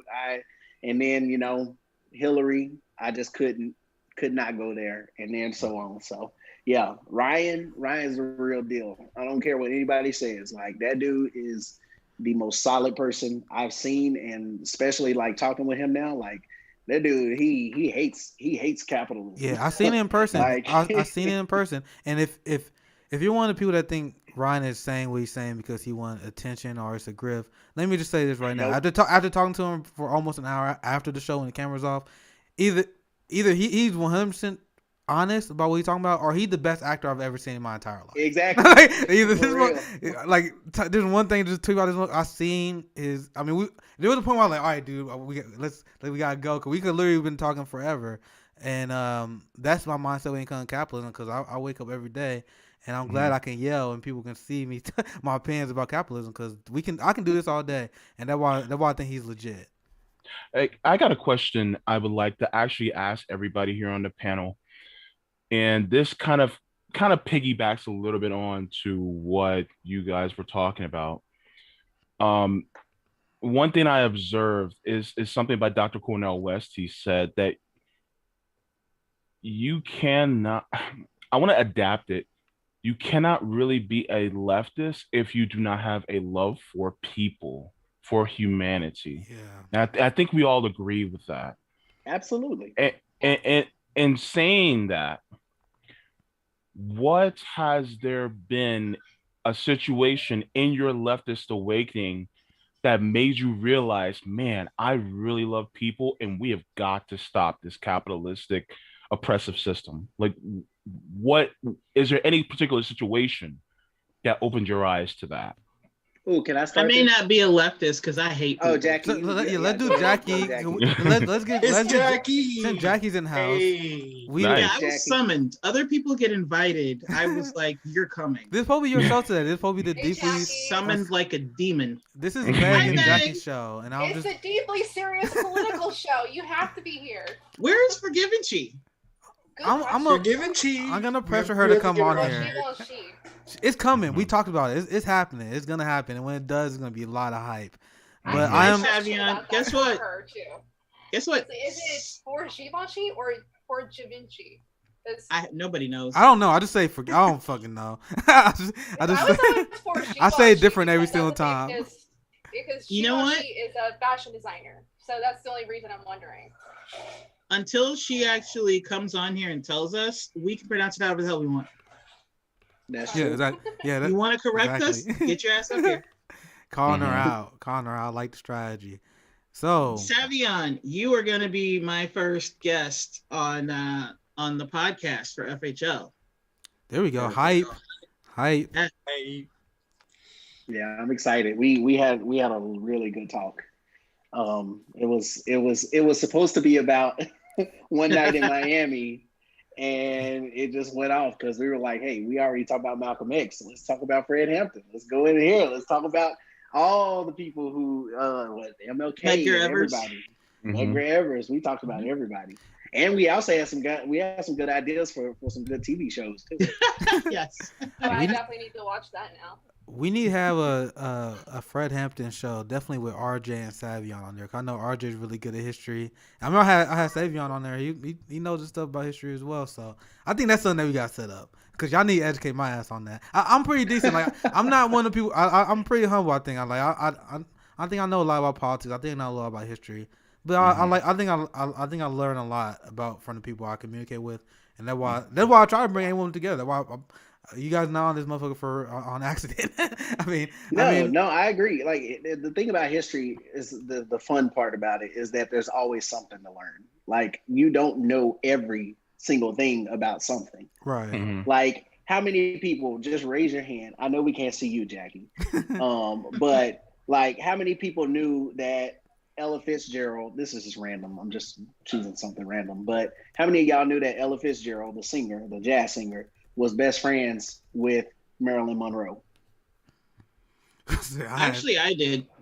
But See, I'm Jackie, a nerd. I'm gonna just sit back and get educated. That's what I'm gonna do. But because like, Marilyn Monroe got her into a club that she couldn't get into. Oh yeah, I remember hearing about that. Yeah, and it wasn't even the fact that she was black either. That's the sad part. It was the fact that she was overweight, and they thought that she couldn't pull in tickets because she was overweight. Yeah, and Marilyn Monroe, to get her in, she said she went to the club owner and said, "If you bring her in, I will sit here every night to bring other people," and she did. Yeah, and she the first night, the one cool thing about the first night was like she was like, all right, we about to go all out. And so she brought out Frank Sinatra, she brought out the whole Rat Pack, she brought out Judy Garland and Audrey Hepburn, like all these big huge actresses at the time. They was like, oh yeah, we about to really show out for y'all. Yeah, y'all say that this woman can't get it. And then that first night, the first night that she performed, it was sold out every night after. Wow. It wasn't even about the fact that she was fat, because the guy was like, oh, well, you know, like they had already had Eartha Kitt who had performed there. Dorothy Dandridge had already performed there, but they were all beautiful black women, you know, beautiful in the standards that, you know, the Eurocentric standards of beautiful, if you only want to go there. But of course he saw Ella and was like, oh, you're a little chubby. We don't know if you can do this. And I mean, he just straight out told the woman, like, he was like, you're fat. We don't do that here, basically. Damn. And but Marilyn Monroe had already been told that too. She lost a lot of roles because they were like, oh, well, you're too busty. You're like, you're in for these, you can't do these types of roles where, you know, you're like the main character, because even like some of the roles that she did, she was always like the supporting character. And so she took that shit to heart. She was like, no, I don't like the fact that men are telling me that I can't do something that I can't do. So you know what? I'm gonna help this black woman, because not only is she a great person, we have a lot in common with each other. They talked with each other, found out that they have a lot in common with their childhood. Like they were in horrible marriages where their husbands beat them and all this type of stuff. And they were like, wow, like we're not that different after all, even though, you know, I'm a black woman, like I'm a white woman, you're a black woman. We don't have that, you know, we're that's literally the only difference between us right now is our skin color. That's literally the only difference. So she was like, fuck this, I'm gonna help you. I'm gonna blow you up. And she became the greatest jazz singer of all time because Marilyn helped get her there. Mm-hmm. I'm sitting back and learning at this point. Yeah. So I mean, I'm telling y'all, like that's the thing I love about history, is that you can always learn something new. Mm-hmm. Like I don't just go and pretend that I know everything about history, because you can always learn something more. You can learn new facts about MLK if you just literally just type in his name and just do some research. Still learn more stuff. Yep. Like one thing that I learned this yesterday about Mahatma Gandhi. I didn't even know Gandhi was a racist. I'm gonna be honest, I didn't know. That was one thing I did. Yeah, I learned that recently. He was quite possibly a pedophile. Oh yeah, no, yeah, he was. I knew he was a pedophile. I just didn't know. Like Jackie knows a lot about it. How much of a racist he was. Because I know a little about a lot of things. Okay, Nick. Like, well, see, the thing I didn't know about him, I heard that he was a racist. I never researched it, but the thing that really hit me about him being a racist was the fact of what he said when he went and visited South Africa. When he went to visit South Africa in this was like the 1920s, 1930s, he said that, and I got the quote because I was thinking about posting the quote, but I was like, I don't know, I'm gonna make a lot of people mad because I don't want to just be like, fuck Gandhi, because yeah, he did some things, but also fuck him because he was also a racist. But the thing that he said was, it was in 1903. He visited South Africa and he wrote that white people should be the predominating race in Africa because the blacks here are troublesome, very dirty, and live like animals. Jesus, that's what he said. I didn't know it was that bad. That's what he said.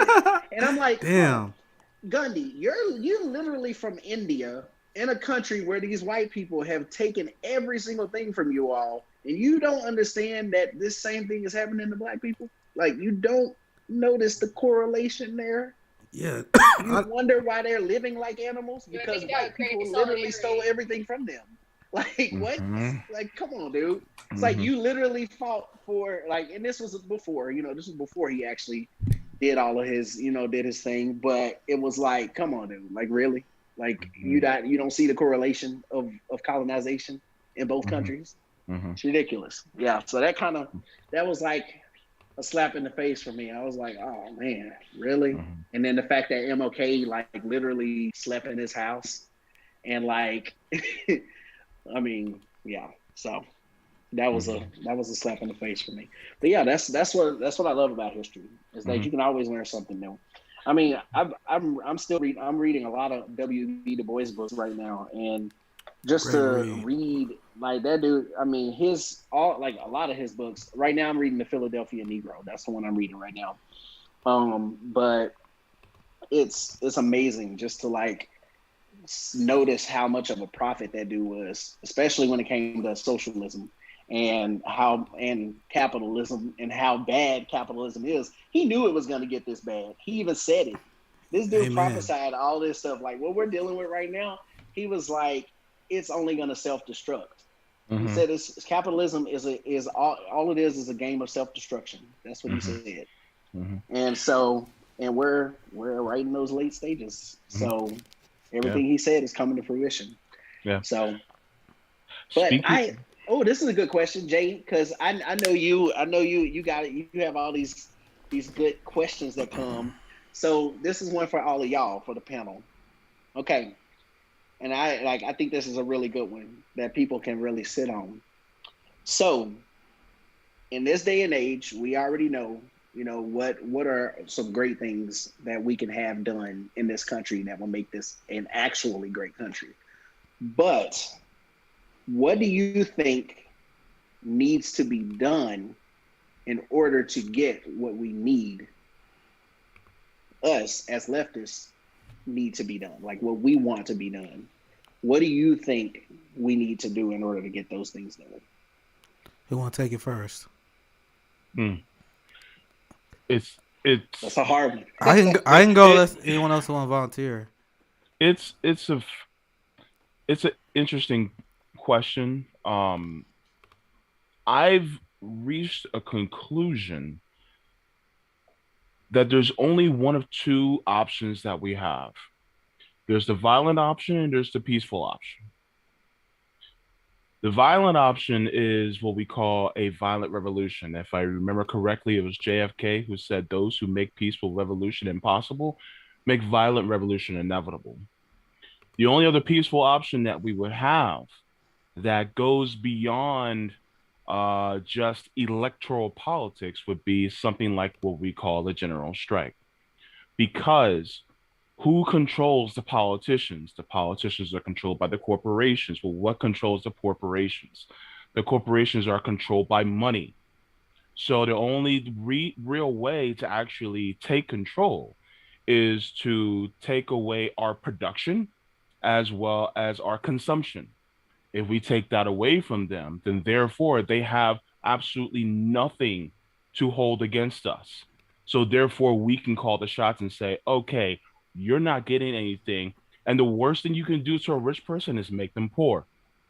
So guess what? Here's what we want. We want you to go to our elected officials who you basically are the masters over. And guess what? These are our demands. And if you do not meet these demands, then we're basically going to continue to keep our mutual aid and we're going to live without you. And they will have no choice but to acquiesce because they can't literally take police or military and force us to work because the country's not built like that. It's not, thankfully, they don't even have the infrastructure for it. They don't have the infrastructure for it.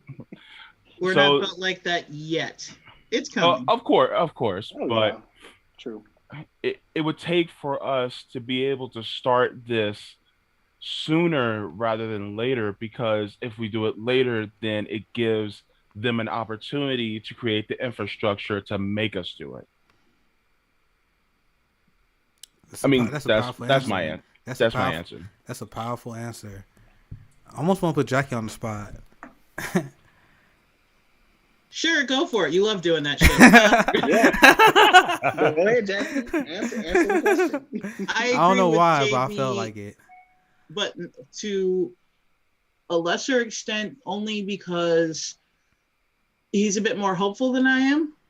I feel like we've already crossed the path of the point of no return. And there's no, like, I don't see nonviolence working at all. Me either. I think that we've already crossed, like, we've crossed that threshold. It's not, we're beyond that. I think a general strike is the least violent way, but even that's going to meet with violence, because right now our corporations have so entirely taken over this nation to the point where, you know, you said the military can't come and force us, except they can, because they, again, the corporations own the politicians, and the politicians control the military. So when the corporations say, hey, we're going to take this land so that we can build a pipeline over it, and you're going to have the military come and defend that, and anybody who does a protest, you're going to make protesting illegal, even though it's protected in the Constitution. They already did that. They did that with Standing Rock. They've done that so many times. So the military can be, like, corporations can militarize because they control the politicians who controls the military. That's true. And the sad part is both. It's both sides. That's the even worse part, is the fact that, like Meg just said, right now in Echo Park, what is happening? The LAPD are literally making jokes about beating the shit out of people right now. Literally the same thing they did in the 80s and the 90s to black folks. Where was that? In Oregon, where the police were called to protect the dumpster when food was thrown out during the pandemic, and people were going to get food that was perfectly good because they just threw it away, afraid it was going to spoil. Hadn't spoiled yet, but the power went out at one of these big box stores, or like a grocery store. And when people were like, oh, there's free food that's perfectly fine, they just, threw it, because they literally brought in like a shipping container to create a dumpster out of. And when people went, instead, the corporations did this, instead of giving it to the people in the community who had been laid off from COVID and needed food. Instead of doing that, they literally brought in a shipping container to throw away all their food, and then hired the police to make sure people couldn't eat it. They couldn't get it. Which is also perfectly legal. You can actually hire police officers. Well, yeah, because police officers don't work for people, they work for corporations. Again, it's like everybody thinks that the police are for them until you actually need them and you call them and you find out that you don't have enough money for them to care about coming to see you. It's not protect and serve the people, it's protect and serve the rich. Exactly. So that's why I say, like, my one pushback about what Jay said is that they already do have the means, because they are the ones with the money and they're the ones who control the politicians. And before we can do a general strike, we need to set up mutual aid. And the network of mutual aid needs to be strong enough that essentially it's like we create our own government, like our own safety net. And when that happens, corporations are going to see that and realize, oh, we're prepping for a general strike, and they're going to push politicians to make that illegal. Just like they make it illegal for you to feed homeless people. If you think they're not going to do it, you're wrong, because they're already showing that they're willing to do anything. And then it's going to get worse, because things are going to escalate to a point where, like the JFK quote says, violence is inevitable. Yeah, I also want to add too that we should. Yeah, let's do RJ and then JB after that. Go ahead, RJ.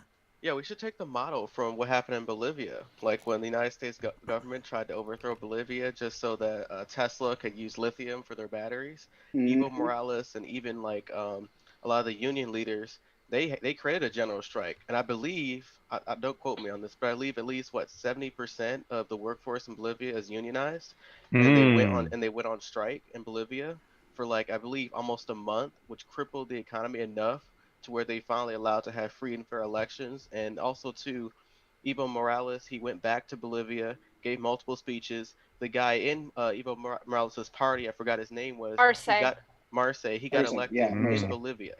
So I believe if we kind of look at and how it was a landslide. It wasn't even close. exactly, It wasn't close. So And we now we can't do that here. And now Blinken's now trying to manufacture consent against him. Exactly. I saw it. I saw that. Yeah. Like, oh, See, the key point you said was 70% of their jobs were union jobs. And because of our great president Reagan, the union buster, we don't have anywhere close to that now. Yep. Yeah. Just a point of clarification to Jackie's point. What I should have said was that a general strike is the more peaceful option. I don't think I was as clear on that as possible, and I apologize. But yeah, I feel like you were clear on that. My point is, I don't think, because you basically said there's like a non-violent and a violent, and I just don't see there being a non-violent. I think of it. I have to jump off in about 2 minutes, but I'm gonna say this: when have we ever? I mean, let's just be honest. When have we ever, in the history of the United States, ever gotten something without a riot or violent interactions? When? Never. Can you think of any? Can you think of any time? Think about women's suffrage. Think about literally anything that has to do with Black people. Think about anything that has to do with Latinos and Latinas. Anything. When has anything? I mean, even white people rioted when they couldn't have their alcohol. Okay, and something as minimal as that, and in the eyes of race, of course, like that just goes to show you, like how they literally cut a whole amendment out because white people were so angry. Like, come on, like that just goes to show you how, like, this country, I don't think you can get anything of value without having riots or without having any type of pushback from the people, and usually it ends up in an uproar of violence. And I'll stop there because I gotta jump off after. But yeah, I love to jump back on one sometime soon. But I had that question because I just wanted to see what y'all think. Like, and y'all can continue. I'll watch it a little later if y'all continue this conversation, because I love hearing all you guys' opinions. And I really think that we need to get some points of clarification. Think about Bayard Rustin and his blueprint. Like, Bayard Rustin's blueprint is still used to this day because it is what gets us change and what enacts change. Yes. And he knew that at some point he was like, well, fuck this. And I think it was right after MLK was assassinated. He was like, yeah, no, it's not going to happen the way we thought it was going to happen.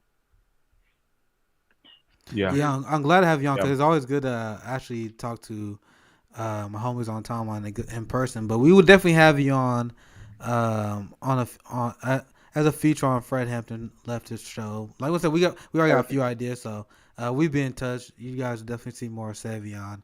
Thank you for jumping on. All right, well, you're damn sure gonna hear him, because he's gonna be my first guest. I'll be the first one. Oh yeah, there we go. That's hype for that first show.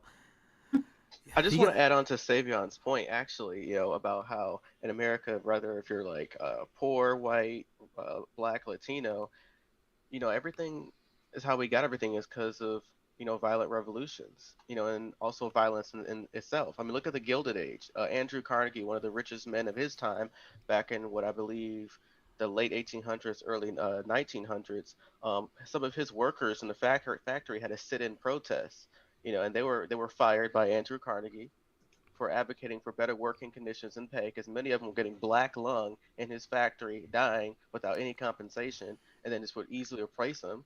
So people had to sit in protest to force Andrew Carnegie in order to advocate for better working conditions. And what happened? He called the cops, and he called the cops. The cops came, ordered them to leave. They didn't leave. Violence happened. Cops shot most of them dead, and had the new workforce come in that very next week. And this is what also sparked through the labor movement in the 1920s and 1930s. So just another example. Yes. JP, he's on JD. Someone on YouTube said, Jelly Jalen on YouTube said, what did JP's at? I think he's talking about maybe JB. I think maybe. JP is me. It's Jackie Poe. Okay. I'm tripping. Okay, Jackie Poe. All right. Always silencing Jackie. Always. Right? Let Jackie speak. Hashtag let Jackie speak. I don't know why I didn't even consider Jackie there. I don't know why. It's a My problem. Twitter handle is literally J motherfucking P. How do you not know that they're talking about me? I know. So, since we on the topic of failed late-stage capitalism, while you guys were having that amazing conversation, I saw this, and I want to give you guys thoughts on it. Are you actually going to share your screen with us so we can see it?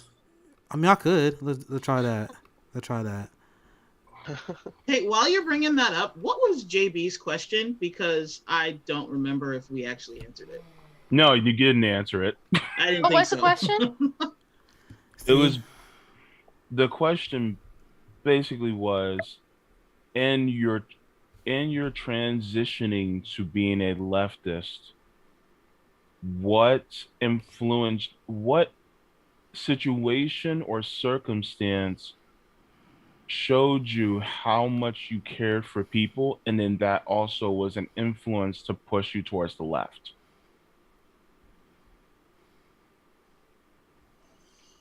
Well, I got this pulled up. I have no idea how to answer that. I didn't hear the question because my stream froze a little bit because what? You have shitty internet? What? I know. As soon as I did the screen share, I was like, fuck. But now it's kind of working now, so I didn't hear what you guys said. But now you guys can see, and I think I'll have it on the screen as well. To discuss the cost of the cost changes. I mean, the cost of living increases that we've seen under late stage capitalism that we are under right now. Groceries 32%, healthcare insane 43%. New car, I don't know why that's there 7%. Medium rent 31%. Home price 62%. I guess the new car. I guess the car thing is important just because we have a shitty transportation system. But when you look at, I mean, these are like, we're not asking for anything that's unreasonable. And that's what a lot of capitalists are like. You guys just want a free. You guys want a free point. Like, no, I just want a market and I want an economy that works. like people cannot afford even these basic necessities here. And then you guys talking about a $15 minimum wage. I covered the story that came out pretty recently. I mean, I guess we got to ask for 44 now because I mean, if our wages literally just kept pace with the equivalent what Wall Street bonuses was in the 80s, that what the wages would be. So this is the question I always pose to people who always get upset at me when we criticize Democrat Party and Joe Biden. Oh, they're doing the best they can, blah, blah, blah, blah, blah. I never seen anyone answer this question. What benefit do we get as a black man from the black community, as a working class mother, as a trans person, Mexican, whatever community is?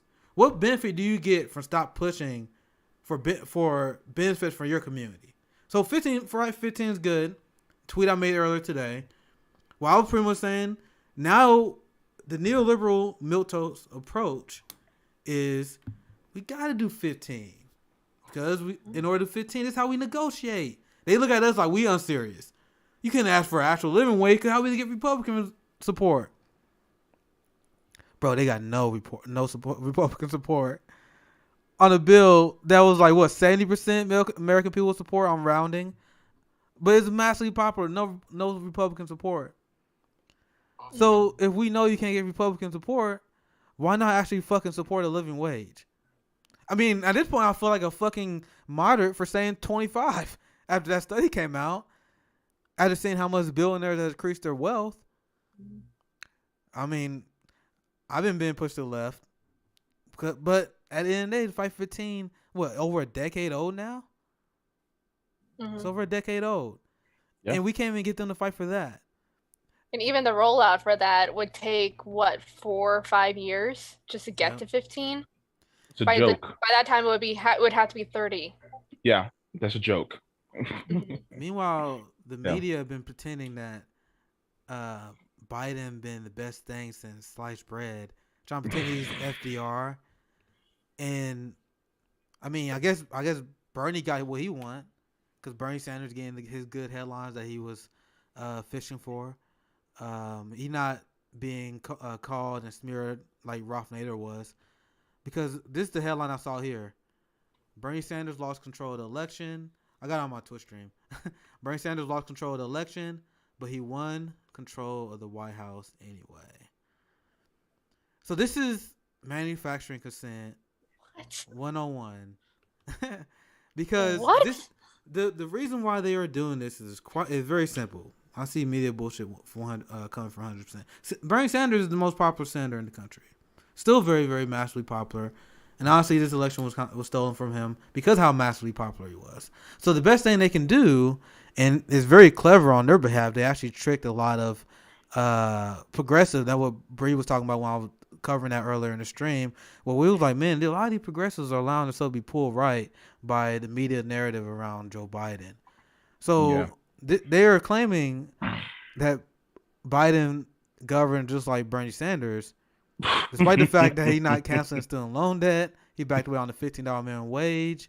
We just saw the sky and cost of healthcare. And this is what I always tie in, because it seems like the progressives don't care about corruption no more. I mean, that's literally like saying that Amazon is the Bernie Sanders of employers.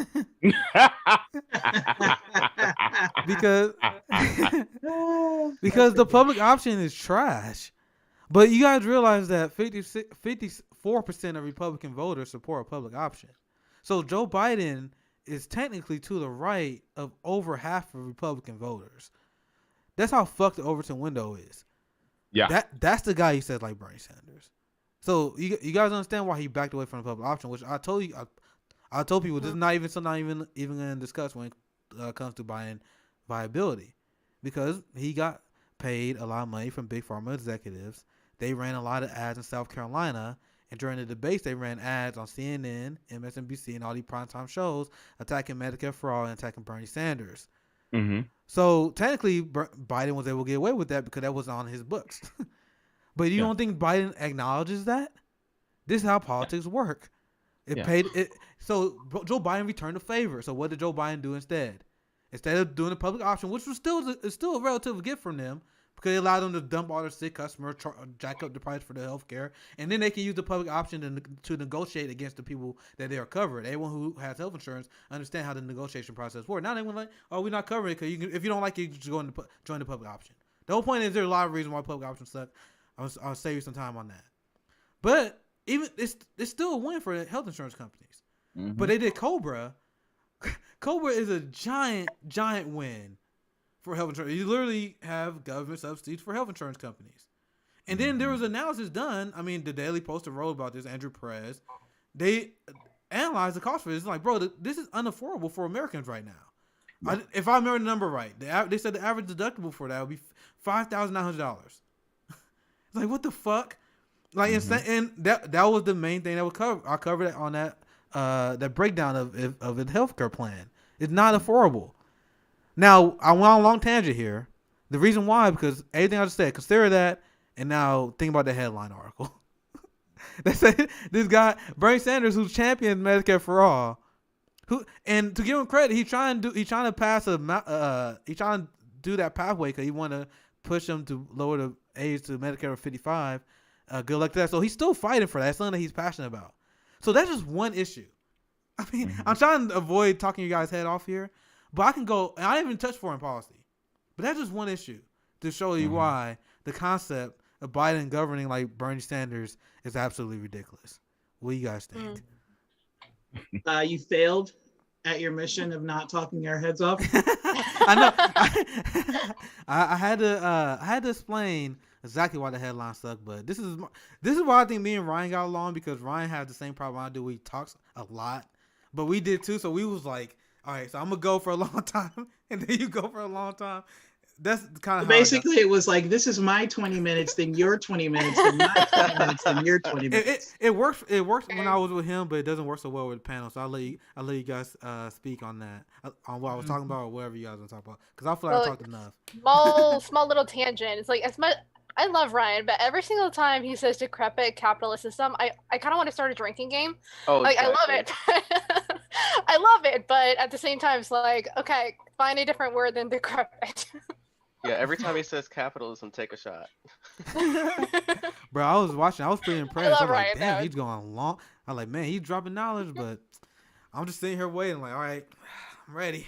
Tag me in when you want to, bro. I know that's how you guys feel with me, but it's not me. Right now, that's exactly what's going through all of our heads. I have a very good sense of self-awareness. At least I acknowledge that. Weren't you supposed to turn it over to the panel now? All right, fucking RJ, I put you on the spot. What's your thoughts on that? RJ, go right now. Entertain us. Oh, don't even go. Right. I'll put you on the spot. Entertain us. Yeah, well, my thoughts on Bernie is like, it's like almost like right now what Bernie's trying to do with the Biden administration. He's trying to lower the Medicare age from 65 to 55 right now. Mm-hmm. And the crazy part is like that's the offer Hillary made and lost. So he's literally taking the Hillary route right now. And Biden is way worse than Hillary. So it's like, we went from Medicare for all to Medicare for all 55 and up, and it's just like, come on, dude, what are you doing?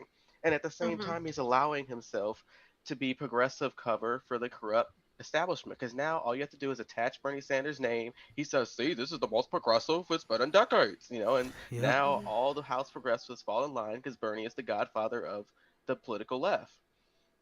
And so he's purposely used this cover. You even have Ilhan Omar went on Mehdi Hassan's show, which basically no one watches because it's a weekend show at night, and that's why they're allowed to be on there and say this type of stuff.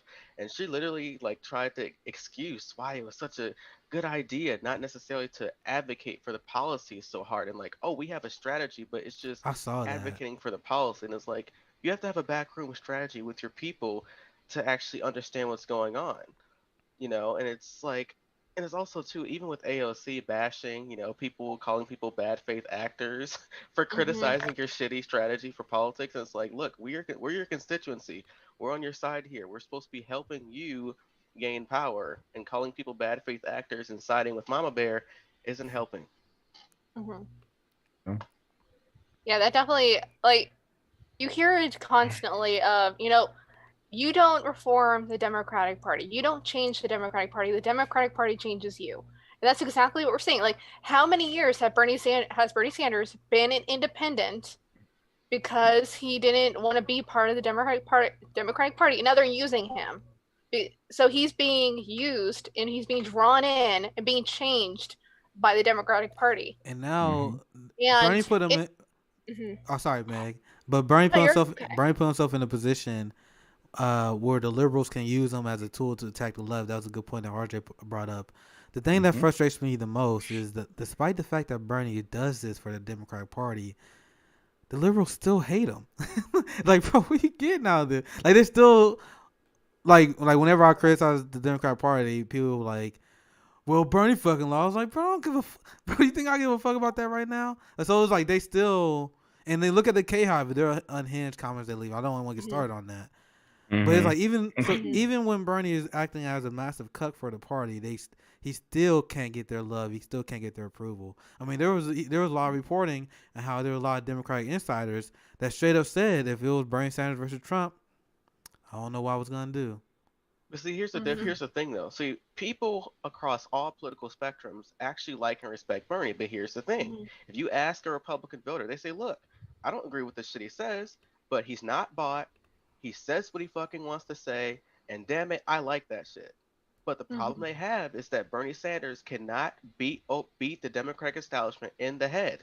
when there's an opportunity to do so. So people aren't going to vote for a guy who's not only going to stand up to the political machine, but at the same time help out his own base. So that's why Trump voters say, hey, we like Bernie in the primary, but you're not standing up for the stuff you believe in, so we're going to go to Trump.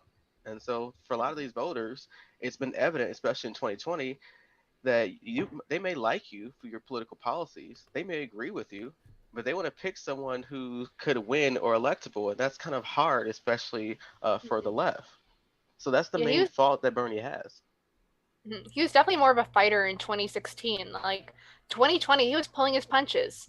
Like when Zephyr Teachout and Nina Turner were calling Biden corrupt. He's like, no. Biden's not corrupt. It's like, that's my good friend Joe. This is your opening. This is your opening. Like, be the fighter we want you to be. And he was pulling his punches. Yeah, but the difference is in 2016, Bernie fucking hated Hillary. So it was very easy. Look, I've had enough talking about your damn emails. And then when it was Joe Biden, it's, all right, that's my good friend Joe. And it's like, Bernie, what the fuck are you doing? Like, the first evidence of that was like the last debate before, the pandemic, which we all thought, like, even, Jimmy, some people don't, even people like Jimmy, some people don't like him, but even he said, like, hey, it's like almost if the good Lord himself brought this issue to Bernie and said, here, be president. And he's like, nah, I don't want to fucking do it. And it's like, Bernie, all your ideas, which are very good, you can easily win this election. He wouldn't fucking do it. And what I've learned to figure out is our love for Bernie Sanders isn't a big enough pull for the fear Bernie has for the Democratic establishment. Because if he loved us just as much as he claimed he did, he would be willing to go down with the ship. If I'm a 78-year-old and I've been in the House, the Senate for all these years, and I finally have a big enough political movement, I'm just going to go down with the ship and fall and go where the chips may. That's what I was hoping he was going to do, but absolutely not. And I always tell people, Bernie changed, not us, because I was pretty well read on Bernie Sanders and what he operated from. I mean, Bernie Sanders at one point, he said that the only way we can have effective change is by advocating for a powerful left-wing third party. That's what Bernie Sanders said. So it's not us. This is the point I make. Bernie Sanders changed. And I do think, and this is why I may disagree with people on my left, I do think Bernie Sanders is doing what he thinks is best. Like, I don't think Bernie Sanders was like, I can do this, but fuck it. I think Bernie Sanders made a calculation. He like, bro, I lost to these motherfuckers twice. I've been taking L's to these motherfuckers for 20 years. Maybe if I pretend to join them, I can get some stuff passed. My thing is, I just had a substantive disagreement with that strategy. That's what. So that's, I think, because I see people say Bernie sold out, and I'm not here gonna tone police nobody. Like I told people, like Bernie's a grown man, Nina Turner's a grown woman, LC's a strong Latina woman. Like these people can handle this criticism, bro. I'm not one of the people that stand politicians. So my thing is, I think Bernie Sanders is doing what he thinks is best. I just disagree with him technically, and we see what's happening right now. We see it's not working. So that's why I stand. But go ahead, RJ. But here's the difference, though. See, progressive Democrats, it's all about what the politician, believe the movement should have. Here's the difference between the Trump right and the progressive left. The Trump right is who gives a fuck is about the individual. It's all about their corrupt policies and how they do it together. Donald Trump is the biggest example of this. He doesn't give a fuck. He has no ideology. He's like, hey, whatever makes me look pretty and whatever the fuck you guys like, I'm for. I don't give a shit. That's why for all those Trump judges, he didn't give a fuck. As long as they're from Federalist Society, shove them through. If you don't like it, it's your fucking problem because you gave it to me in the first place. But the progressive left, when we give them strategies, say, hey, this is how you can win. Nah, I don't want to fucking do it. Nah, it's going to cost me my political career. But you're a bad faith actor. It's just like, what the fuck are you guys doing? We got to babysit their career. And the thing, this is my thought on Trump, and I'll let Meg or someone chime in. The thing is, like, I was jealous of their base because Trump in a way gave them what they wanted, but I got nuance to this because Trump is also a liar and fraud. Now how do I have those two conclusions at the same time? I'll explain how. Trump and the Republicans, they are really good, and you gotta acknowledge this. They are really good at giving them what they want without it having any substance. So they're good at playing the cultural war fight, and then whenever they hit a point where Republicans are demanding something, then they will cave on that. There are not a lot of examples of that, but they will do just enough to keep them happy, to keep them on that leash, while feeding them a lot of substance, a lot of stuff without any substance. So Donald Trump, and this is how I hit him, and this is how I convert a lot of people get in trouble. I talk about it on my show all the time, while I'll just hit him on pure facts. Like pure things, and this is why I prefer Donald Trump to Ted Cruz, because I was like, at least Donald Trump ran as a populist, because that give us a way to pull his support away. So Ted Cruz is unapologetically neocon. So what are you gonna say? Ted Cruz lied to you? I'm like, no, he's just doing what he says. He says he's a neocon. But Trump, I'm like, all right, he walked himself into a corner. So he's like, he's going against trade deals, but he pretty much did another trade deal that just as bad. Talk about Hillary Clinton, he hit them properly because they're tied to Russia and Saudi Arabia. But then you have those same fucking corrupt connections. You had Saudi Arabia donating to your hotels, which later you get them weapons deals. So once again, this is not how the liberal crowd attack Trump, but this is how you're supposed to attack Trump. So if the Republicans actually, but the thing is, the Republican voters don't care about that. Trump gave them just enough. Like he built a little fucking fence on the wall, whatever. He would do just enough to keep them satisfied. But this is what frustrates me about Trump supporters. Bro, Trump supporter could actually turn this motherfucker to a progressive. Because if Trump supporters actually got pissed off at him, they could have made him do some shit. I honestly do. Like if Trump supporters are like, hey, you actually ain't getting out of Afghanistan. Hey, why you ain't spending Medicare like you said he would? If they actually gave a fuck, I think he would have did it. But the thing is, Republican voters and the Trump cult, they are deeply unserious people. So they didn't really give a fuck. As long as they were fighting the cultural war issues, that's why I fucking hate them. Because they could have, bro. I swear. If there were Trump supporters that are like, yo, I swear you say you're going to spend Medicaid. Why you not? Like, you know how we are to our politicians? Like, can you imagine if MAGA was to Trump? They could have got him to do some stuff. But they are stupid cultists who don't know you they don't actually stand for anything. But that was my honest take on it. That's why I think I can have those two opinions at once, where he will feed the base what they want, while at the same time bullshitting them. Because when he bullshits them, they care so much about the stupid culture war issue stuff, they don't really bring that up. And that's the reason why they do that is a mystery to me. I don't understand the right wing broken brain. So I turn it over. I know I went another fucking tangent. It's time for our 20 minutes. All right, we got like 4 minutes each. Go. Go ahead. Your turn. I was gonna say before someone else goes that I've noticed that the dichotomy between the right and the left isn't actually between like leftists and Trump people. It's actually Trump people being more similar to Barack Obama Democrats. The cult behavior, when you bring out facts about why Obama and Trump are terrible, both teams always defend, oh, well, this isn't what this person actually meant to do, or this person didn't actually do that. You're a Russian, you're a China puppet or whatever. It's like, oh my goodness, it's terrible. Red MAGA, blue MAGA. So I got some bad news for you guys. I just saw right now. It shows how effective in the fact that the United States is the most propagandized country. They put on stream, share screen for you guys. And this is what me, RJ, and Jackie as well. We discussed this a lot. As much as we like to mock the performance of Kamala Harris, Pete Buttigieg in the primary, you never know how fucking quick the media can turn this shit around. Like now, we've talked about how the media have been covering Joe Biden as the next FDR, and they've been running headlines on how he was governing like Bernie Sanders. Now, this is the result of that, as you guys can see on the screen. Let me make sure I got it on mine. Yep, they can see it. Okay, so they did a poll, NPR Maris. I'm just taking this dude at face value for now. He's some dude at MSNBC. 52% Biden job approval. 65% Biden approval on the pandemic.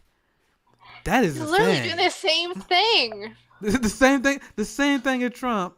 And he broke his promise. He broke his promise on $2,000 checks. But once again, like I'll be clear. There's some decent things in the Biden rescue plan, but he broke a ton of promises in order to craft that bill. Just to keep it short. But 65%. This is what this is directly because of the corporate media.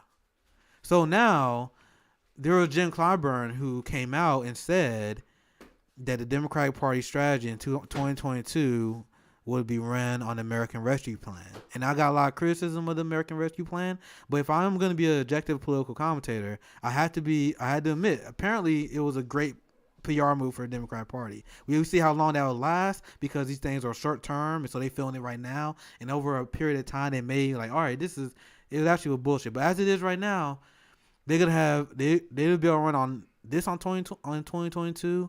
And then if we're trying to attack Joe Biden from the left in 2024, and then because Joe Biden has the help of the progressive leaders like Bernie Sanders and AOC saying that he's doing such a great job, This is the point I was making. They're not helping us when they do that, because now it's gonna make it harder for us to primary these motherfuckers later on. Mm-hmm. So I don't want to panic right now seeing this, because I did add that caveat, because a lot of these things that they see out of the rescue plan is temporary. So maybe people may snap out of this later. But if there are a lot of people that had the delusion, these are a lot of people who said that we should vote for Biden. They said we should vote for Biden because we can primary them in 2024. But if this keeps up, if the manufacturing consent that the progressives leaders are helping them with, keeps up, it's not going to be easy. It's not going to be easy. What you guys thoughts on that? Go ahead, RJ. But here's the thing, though. I mean, a lot of this started. I hate to be a Bernie basher. Haha, sorry, but I don't give a fuck. The thing is, a lot of this started in 2016. You guys remember when Bernie Sanders went on this bullshit unity tour with Tom Perez? Mm-hmm. So basically, the DNC and the Democratic Party has learned strategies from this. There's two strategies they use against Bernie. They smear him as a Russian. They bash him. They bring out Hillary and her goons, and Hillary talks shit about him on his podcast just to bring him down, just in case he gets too powerful. And then, if that's too aggressive, or people are now starting to realize that stuff they're doing against Bernie is bullshit. So their next strategy, what they do is they manufacture consent. They have Bernie, they attach his name to something that may seem progressive. They force Bernie to co-sign, and then all the House progressives fall in line because they're understudies of Bernie Sanders.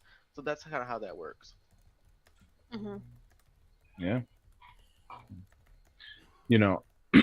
Seeing as how they basically are using Bernie as a puppet to keep manufacturing consent, it's actually disheartening. And I was thinking about, if people don't realize there's a problem, and if the person they trusted that told them that there was a problem, excuse me, there's no longer a problem, then they're not going to fight against it. And so because of that, then people now are lulling back to sleep. They're getting tired. Oh, let's go back to brunch. And now you even have progressives that are saying, let's go back to brunch. And because of this, now, for those of us who are on the left, and we're screaming like our heads on fire, people now are looking at us and going, well, what are you talking about? There's no fire. Everything's good. And it's like, wait a minute. We still have, thousands of people dying because they don't have health care. We still have kids that, in cages at the border. We still got people being killed in Syria. Like, all these different things are still going on. But it's as if Bernie took the rose-colored glasses and put them on people. Mm-hmm. Yeah. And it's sad because it's like, wait, no. It's like, dude, what are you doing? You're becoming what you said you didn't want to be, and what you said that you fought against. And so this is the disheartening part. And I don't think that Bernie Sanders is a sellout. More or less, he's falling for the manufactured consent, just like a lot of others are. And so others are also following him off the cliff. He fell for Russiagate, so you gotta remember he is a little older. Yeah. Not only did he fall for Russiagate, he fell for when they Russiagated his own campaign. I mean, 2 days before the Nevada caucuses, it comes out that 13 intelligence agencies said that Russia is trying to go after the Bernie's campaign and with Donald Trump. And it's like, really, Bernie, you can't just debunk that bullshit right away. But to be fair, to give him credit, he called out the Washington Post for the bullshit attack ad. So, they had 16 attack articles in 1 day about him. So, I give him credit for that. But it's just crazy. And I think Bernie right now, he's in this time as a politician where he's old enough now, he's been there long enough. It's all about really him and his legacy and how he wants to be how people want to feel about him when he kicks the bucket one day. That's how a lot of politicians are, especially when they're up in that old age. And, they end up feeling like, okay, I have to do this thing to be liked. And I don't know why Bernie wants to get liked by liberals all of a sudden.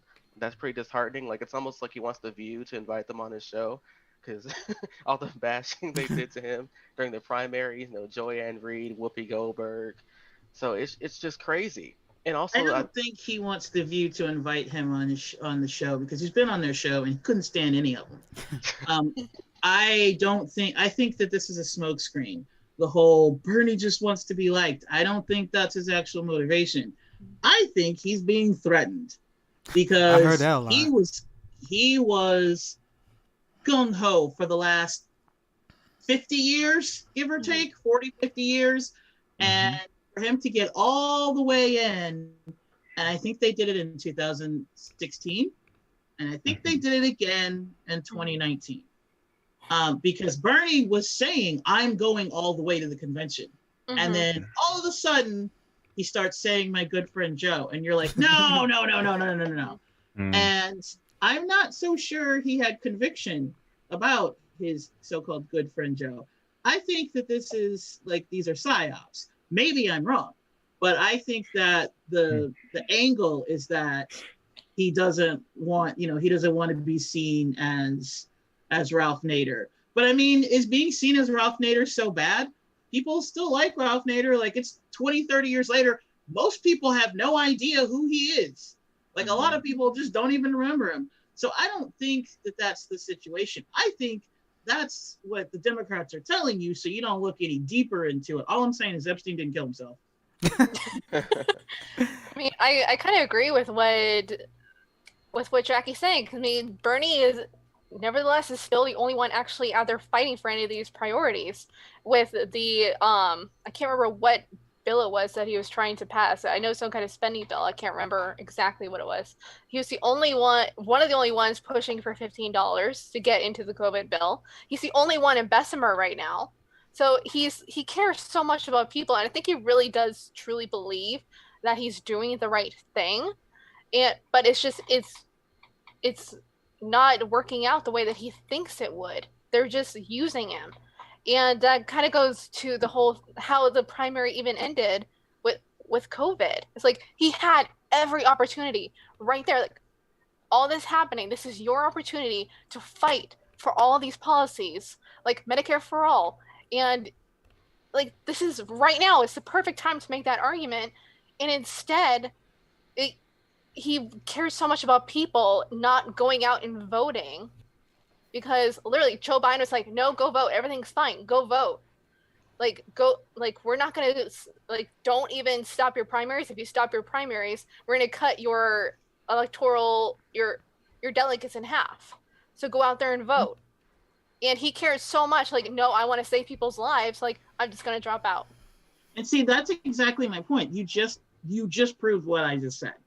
If that's what we saw, those were the threats they were willing to let us see. What are the threats that they gave behind the scenes?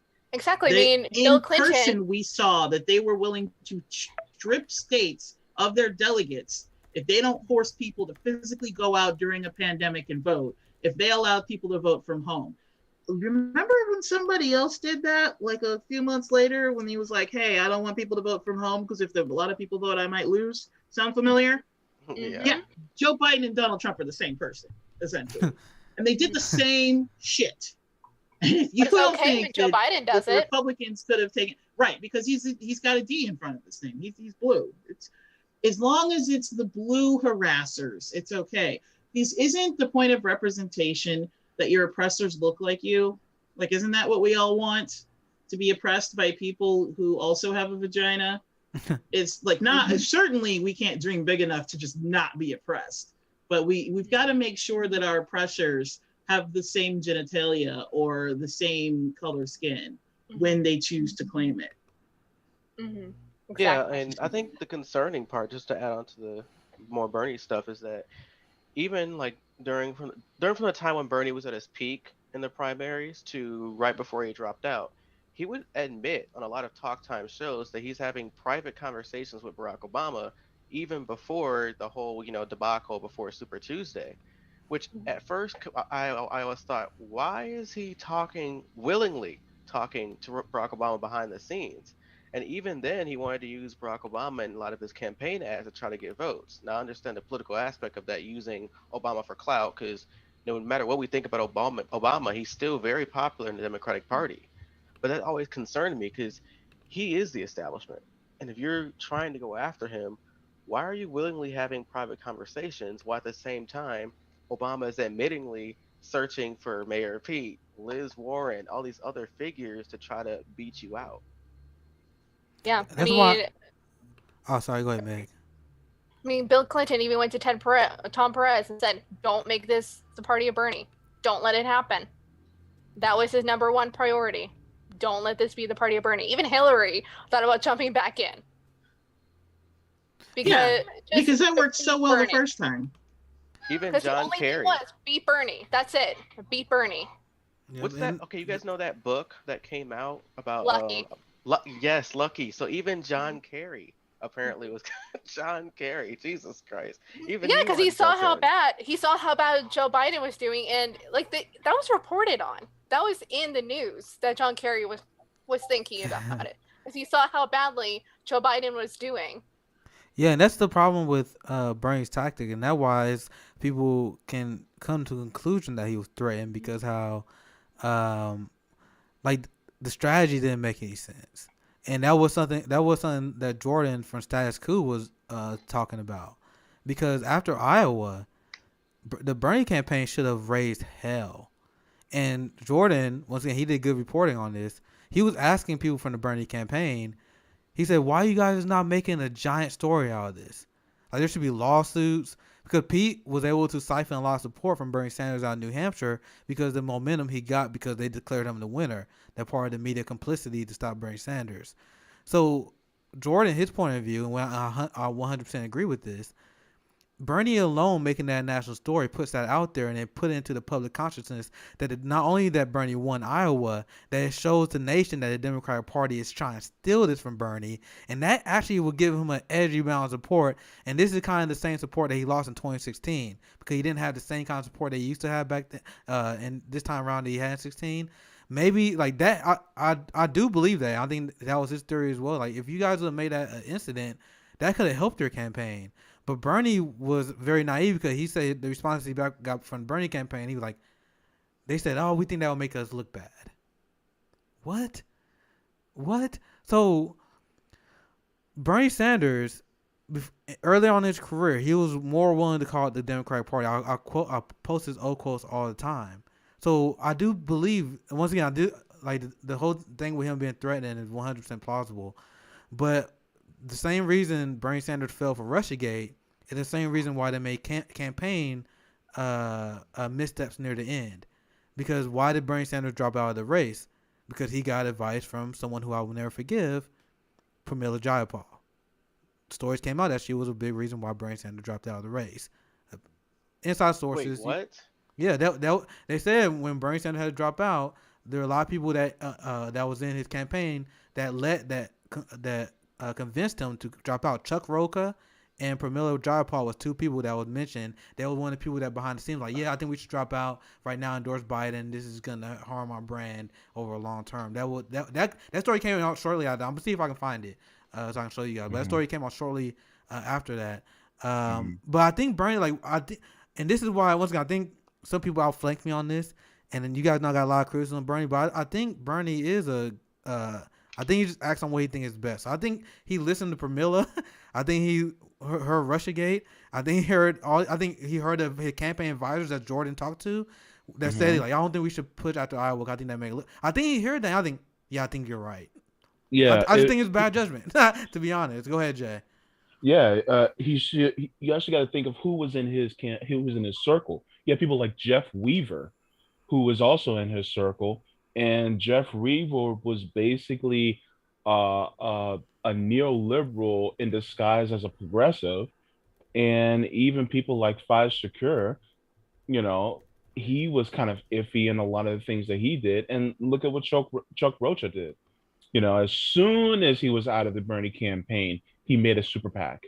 So there was very questionable people within Bernie's circle that also was part of an influence that caused Bernie to say, you know what, maybe I should drop out. When really, if somebody was truly on the left in his circle, like Breonna Joy Gray, they were like, no, don't do it, she Bernie. And Nina Turner, stay in. Like Nina Turner and Breonna Joy Gray was with people saying they shouldn't do that, by the way. Exactly. So they were telling you here it is right here. Like, you guys know, I love saying, I always want to back up what I say. Here, let me share screen so you guys see it. I got a lot of shit going on here. 1 second. But this is the story. I don't say, like, nothing I say is conspiracy theories. Like, I swear, like, if I'm misremembering something, that's all it is. But I remember seeing this story. Here it is. A small group of senior aides. So this is the headline. I don't know how much you guys can see. Some senior Sanders aides are urging him to drop out of the presidential race, which he ended up doing. A small group of senior aides of Senior Bernie Sanders are urging him to call it quits and drop out of the presidential contest. You was on the money, JB, when you brought up Fayez Shakir, Pramila Jayapal. To be fair, I don't see Chuck Rocha, but I'm pretty sure I heard him. But I just want to let you guys know I don't see it on here, so I may have to check up on that one. But we know for sure based on this, Fayez Shakir and Pramila Jayapal was two people there. Just show my work there. But once again, I think Bernie, maybe I'm a lot of people are flaking on this, but I'm not one of the people that agree with the Bernie style stuff because I think he just disagreed with us because he's old and he was being bound down by the system. Maybe, like Jackie said, maybe he was threatened to. I mean, once again, I don't disagree with that assessment either. I just maybe the old Bernie fanboy in me coming out. Maybe I give him more credit. I just think he's just making missteps. That's why I stand on that. And that's why when people, it's always funny when the crazy Rose Twitter lose their shit when they see me criticize Bernie. And I even said on a tangent, I know people say they're like, I think AOC is a narcissist. I think AOC is horrible. And I literally say on record, I think AOC is a very charming person. Like, I actually like her as a person. My criticism of Bernie Sanders and AOC is not out of disdain. It's out of legit disgust of what the actions they've been doing for the last year at this point. Post Super Tuesday, that's when I started falling out of line with the progressives. So I think that's why I like doing this stream. So at least you guys got the nuanced take. Because I always, whenever I criticize Bernie Squad, there's always those few reactionaries. They're like, oh, he just don't like Bernie for clout. Like, bro, I actually give Bernie more credit than a lot of people who criticize him. And I actually say I think AOC is a very charming person. Despite I see a lot of people who say she thinks she's just a narcissist. Why I know why they say that. I just don't come to that conclusion. But and my criticisms of Bernie are mostly because of his presidential campaign and how it was a segue to how the establishment learned how they could use him as political clout in the Senate. That's how my criticisms are for Bernie Sanders. I perfectly respect for what he's done in the Senate, standing up for progressive policies. I just wanted to get that out of the way. So Sienna, I know I got canceled a few times. I think he wanted to call me out. Yeah. So Sienna, I want you to weigh in on this. Anything that we spoke on. This is your chance to preach. Cause Yay! I can speak. I'm free. Yeah, you are uncanceled. Yeah, I was just listening to y'all talking about like Bernie and AOC. Honestly, like I remember I first supported Bernie when I was 15 back in 2016. Oh, sorry. Yeah. I just had a visceral reaction because I think this is breaking news. Sienna's a baby. I see You're it posted. kidding me. You are not cutting off Sienna the moment Sienna gets one sentence. Cancel Nick. Cancel Nick. Cancel Nick. Hashtag cancel Nick. Right I'm now. I'm not doing that. I'm not doing that. I just want to chime in and say, women. and then Sienna can continue and she can be the first person to react to this. It said Matt Gaetz is said to be investigated over a possible sexual relationship with a 17-year-old girl. Oh yeah, I just saw that. Yikes! I'll tell you, that's why I reacted that way. I wasn't trying to be an asshole. I was literally I saw that like, whoa. Wait a minute. Wait, because earlier today he came out with a report that said he wanted to leave the house and go on Newsmax. Yeah, that maybe ties in with that. Sienna, what's your thoughts? I'm sorry. I literally didn't mean to do that, but that was my visceral reaction to seeing that headline. You got anything you want to add? I didn't mean Nick, we're gonna put you in a timeout. Hit the mute button for 5 minutes. See, this is the difference between me and Nick. I saw that 5 minutes ago. I didn't say a word. See, that's why you're in the box. We're gonna use the hockey terms. You're gonna go to the box for 5 minutes. Penalty box. Okay, I'm in the penalty box. Okay, 5 minutes. Go ahead, Sienna. I'm watching the clock. This is deeply serious now. We've taken over. Go ahead. Well, as I was saying before Nick interrupted me, Because I was listening to the whole conversation and I was just hearing Bernie and AOC and I'm just thinking back to like Bernie was the one who got me started on the journey to who I am now. Because I remember during the 2016 election, I was 15, but I was already supporting Bernie. I was like, like I already knew what was up and I was supporting Bernie and I'm like, I want him to win. And when he didn't win, I was like, oh, okay, he didn't win, but maybe he'll win when I can vote because at the time I couldn't vote. So I'm like, oh, maybe he'll run again and I'll be able to vote.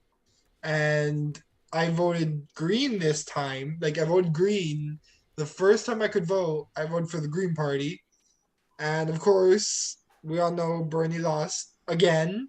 And I'm like, well, at least no one can blame me for this because I voted green.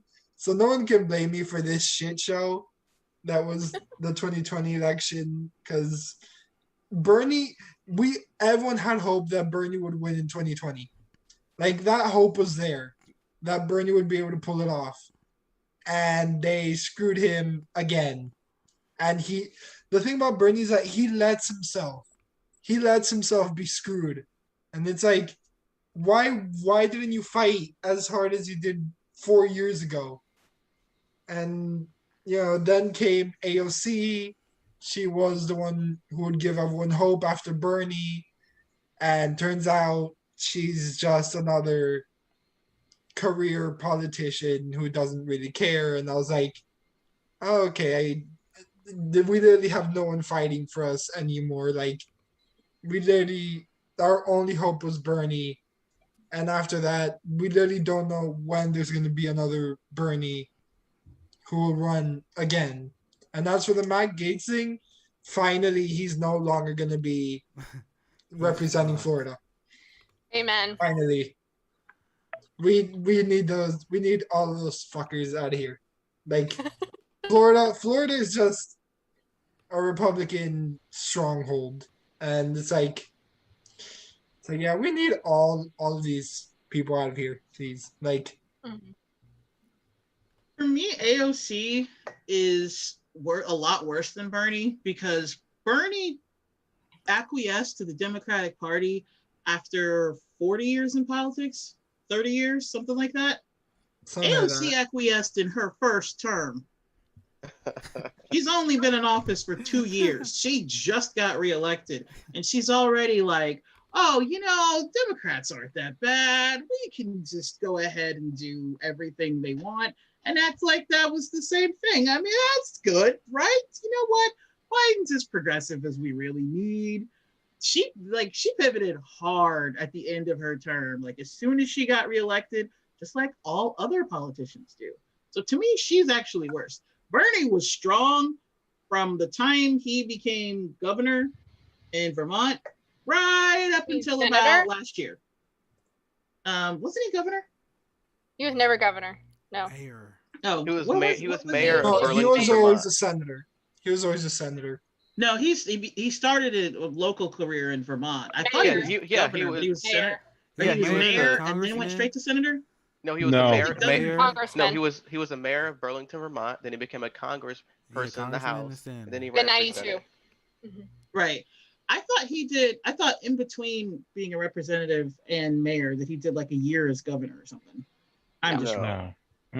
Anywho, point is, he started out completely socialist. And like there were even newspapers like, how is this dude actually thinking he can win? And then he did. Well, at first he lost, then he won, and then he went for representative, and he just kept winning. And even as a senator, because people were like, okay, he's going to become milder when he gets to the Senate, and he didn't. He was one of the few people fighting against his good friend Joe when it came to the Iraq War. And he was a fighter all this time. He fought all the way up to the point of him running for president twice because he's like, we can't let the neo-libs take over. That's why he even, jumped in the race twice. Mm-hmm. And he didn't really stop the fight until last year. Meanwhile, again, AOC jumped in, like she's been in office for 2 years, and she's like, yeah, we're good. We tried the progressive stuff. Let's just be Democrats now. Let's just go ahead and support the Democrats. So to me, she's far more. Oh no, yeah, like I remember when AOC first got on Twitch, and I was like, oh, she's doing that shit where politicians try to appeal to young people through technology. It's like, no, do your fucking job. Like, why are you on Twitch? Go do your fucking job and go fight for what we put you there to do. Like, we put you there to fight for Medicare for all and the $15 minimum wage. Why the fuck are you trying to appeal to young people? Do your fucking job and we'll vote for you. To add to Sienna's point, thinking about that whole Twitch stream, if AOC actually didn't pivot the way she did and she stayed on message the way we are right now, and she did that Twitch stream and advocated for the things that as strongly and fought for them, that would have been valuable, because then that would have gotten a lot of people who are apolitical to start thinking about, maybe we do deserve more. But instead, because she pivoted, she made herself look more like just a standard issue Democrat. So that was a huge missed opportunity, because if she had stayed with socialist values like the way we do, then that would have been invaluable for us. But she didn't. Yeah, exactly. Like, we put her there to fight for what we wanted, and she just said no. She just said no and didn't do shit. I think a warning sign. I think a warning sign was when she went on that Vanity Fair magazine with Nancy Pelosi. Oh yeah, that magazine. Yeah. So, I see. My first thing with AOC was like when right after Bernie had the heart attack, his poll numbers were sinking a little bit. It was noticeable enough. Of course, the media made it seem like a complete nightmare because they hate Bernie. So when AOC endorsed Bernie Sanders, they went to his rally in New York. That rally in New York, right after Bernie had the heart attack, was larger than a Trump rally, like way bigger. And we were like, holy shit, we're going to actually do this thing. And she flat out endorsed him, had a sit down interview. All the other progressives fell in line. So that's when I thought at the time she may except Diana. Except Diana. Well, she's half and half. She's comes and goes. But all the other ones, they fell in line right with AOC. And at that point, I thought, okay, AOC could be the progressive leader in the House. And ever since then, we don't know who the fucking leader is. At one point, it was Pramila Jayapal. Then it's fucking Mark Pocan, who no one fucking knows about. Okay, and then there's like some other one. Then at one point, it was Ilhan Omar. Like, there's no leadership. And so AOC herself, she's very good about grassroots organizing, giving money to certain mutual aids through her campaigns, organizing that type of stuff. But in terms of you being a politician, you have to kind of operate the way Joe Manchin does. In order to get your own party's attention, you have to tell them, I'm not going to fucking do it.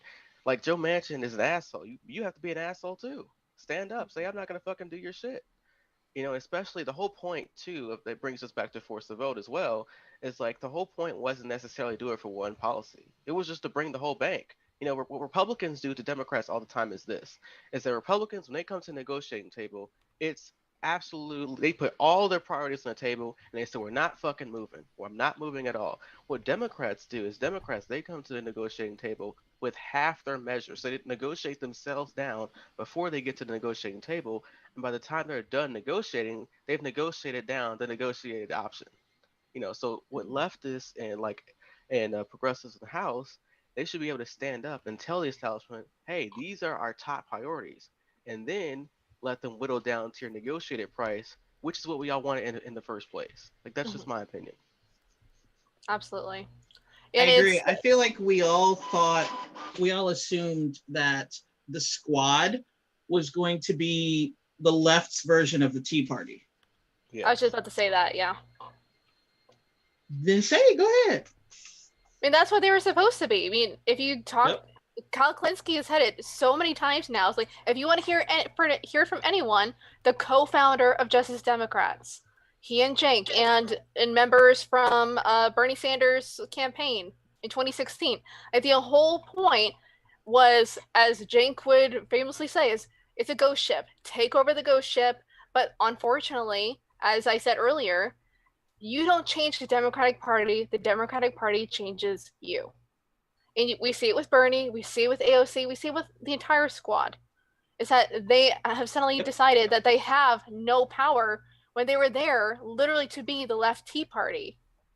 And it seems like ever since Cenk and Kyle were somehow left because of this, because Cenk wrote those blog posts way back when, like they left, and all of a sudden, now that they're gone, we're gonna kowtow to the establishment.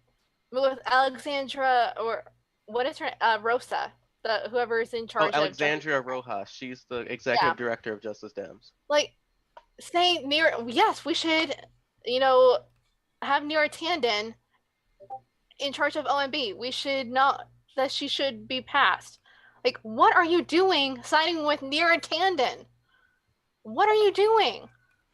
Like, this is not the organization that they created. And I'm just like, okay, so this was a fun experiment. That's not going to work out. Let's try something else. Because clearly you aren't doing what you were created to do. Yeah, even Kyle did a video on that, and even he was like, "What the fuck are you doing? Mm-hmm. Like, what the fuck?" Even now, Cenk's saying it. Cenk's saying it now too. Well, yeah, after Cenk got caught for being a fucking liar and hypocrite, of course, like Cenk I'm Uygur burning my bridges. Yes. Oh my God. Like Cenk Uygur was one of the first assholes to bad faithfully critique force the vote. Oh, well, we can't vote against Nancy Pelosi. We can't abstain our vote because then Kevin McCarthy be Speaker of the House. Those fucking bullshit, you would Cenk. never have been. And so, Cenk, the squad is perpetuating to Cenk Uygur's style of being a good little fucking Democrat. You can have your little thing, while at the same time the Democrats abuse you. But the whole reason why the squad itself wanted to be more like Cenk is because Cenk makes them feel good.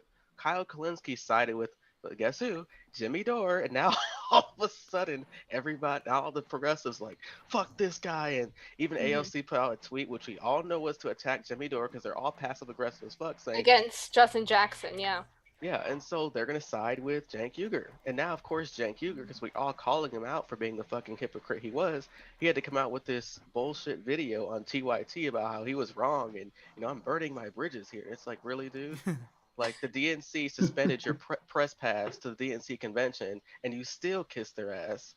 And now so it's just annoying. See, that's why I like all of this is why I've said before, once you become a Democrat, you've already sold out. Because you saw what happened with AOC, like you guys said, you saw what happened with Bernie. Because all of Bernie's history, he was an independent until he decided to run for president when he acquiesced to the Democratic Party. I personally think after the shit they pulled in 2015 and 2016 at the DNC convention, he should have gone out as an independent. Mm-hmm. And guess what? He would have won.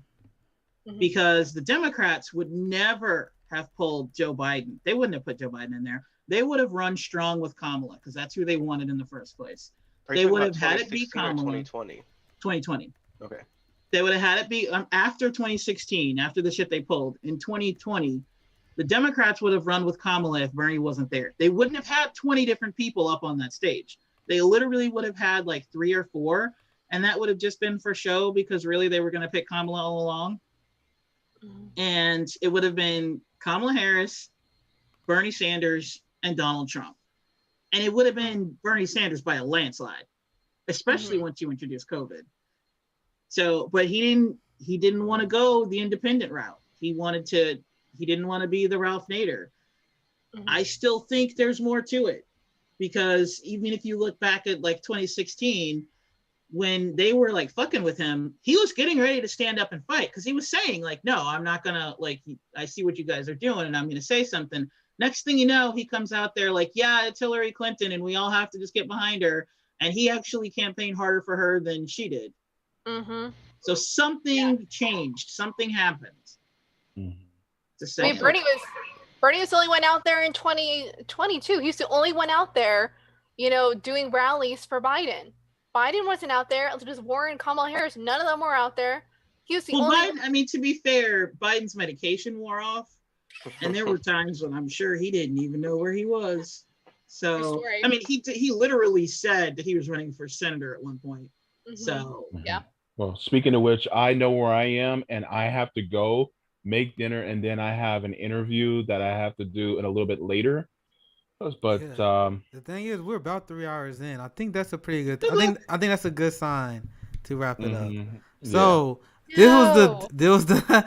We'll be back on Tuesday. This was a deeply serious political show. I think this is Thursday. Jackie's the actual. Yeah, Jackie. Owner, did Jackie? All right. Okay. I'll make sure I say it. So Jackie, what do you think? I'll make sure I say it right. I think is that this was a good talk, and then if you guys want to hear more of me, JB, RJ, Unholy Rome, and Compton J, you can catch us on Thursday at 1 p.m. Pacific, 4 p.m. Eastern on FHL, aka Fred Hampton Leftist. We're going to be on Twitch. We're going to be on VOP USA. It's going to be fun. Yeah. So you can also catch me at Cinematic Adventures, cinematicadventurespodcast.com. Megan, where are you? I'm on Twitter at KilljoyMeg. No projects yet. Watch this space. You are the co-host. Stuff in the pipes. The Deeply Serious Political Show on Tuesday. I just started out. I'm the glorified correspondent that get everything started. On like you know the person who like warms the crowd up. that's my role for this show. You're the opening act. But once again, you see 4 of the Fred Hampton Leftists on here. Good friend of the show, Sienna as well. Where they can find you at, Sienna? You can find me at Socialist Sienna on Twitter. All right, JB, anything you want to add on there as well? JB and RJ, I think, and then we. Okay, so basically, you can find me on Twitter at BlackCEStendcom. I'm doing 2 shows for FHL. One, debunking right-wing bullshit. So I'll just find some crazy ass One American News Network videos, debunk the shit out of them, and also advocate for leftist policies. And then I'll do another video bashing liberals like Bill Maher. So I'll be doing a lot of different stuff like that. Oh, and also doing videos about American political history and how it can relate to today's time period. Yeah, we gotta have you and Savion at the same time. We gotta do a history podcast where you guys just teach me shit.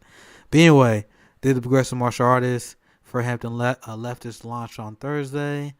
Thank you guys for watching. Follow, subscribe. Progressive Martial Artist, sign out. Peace.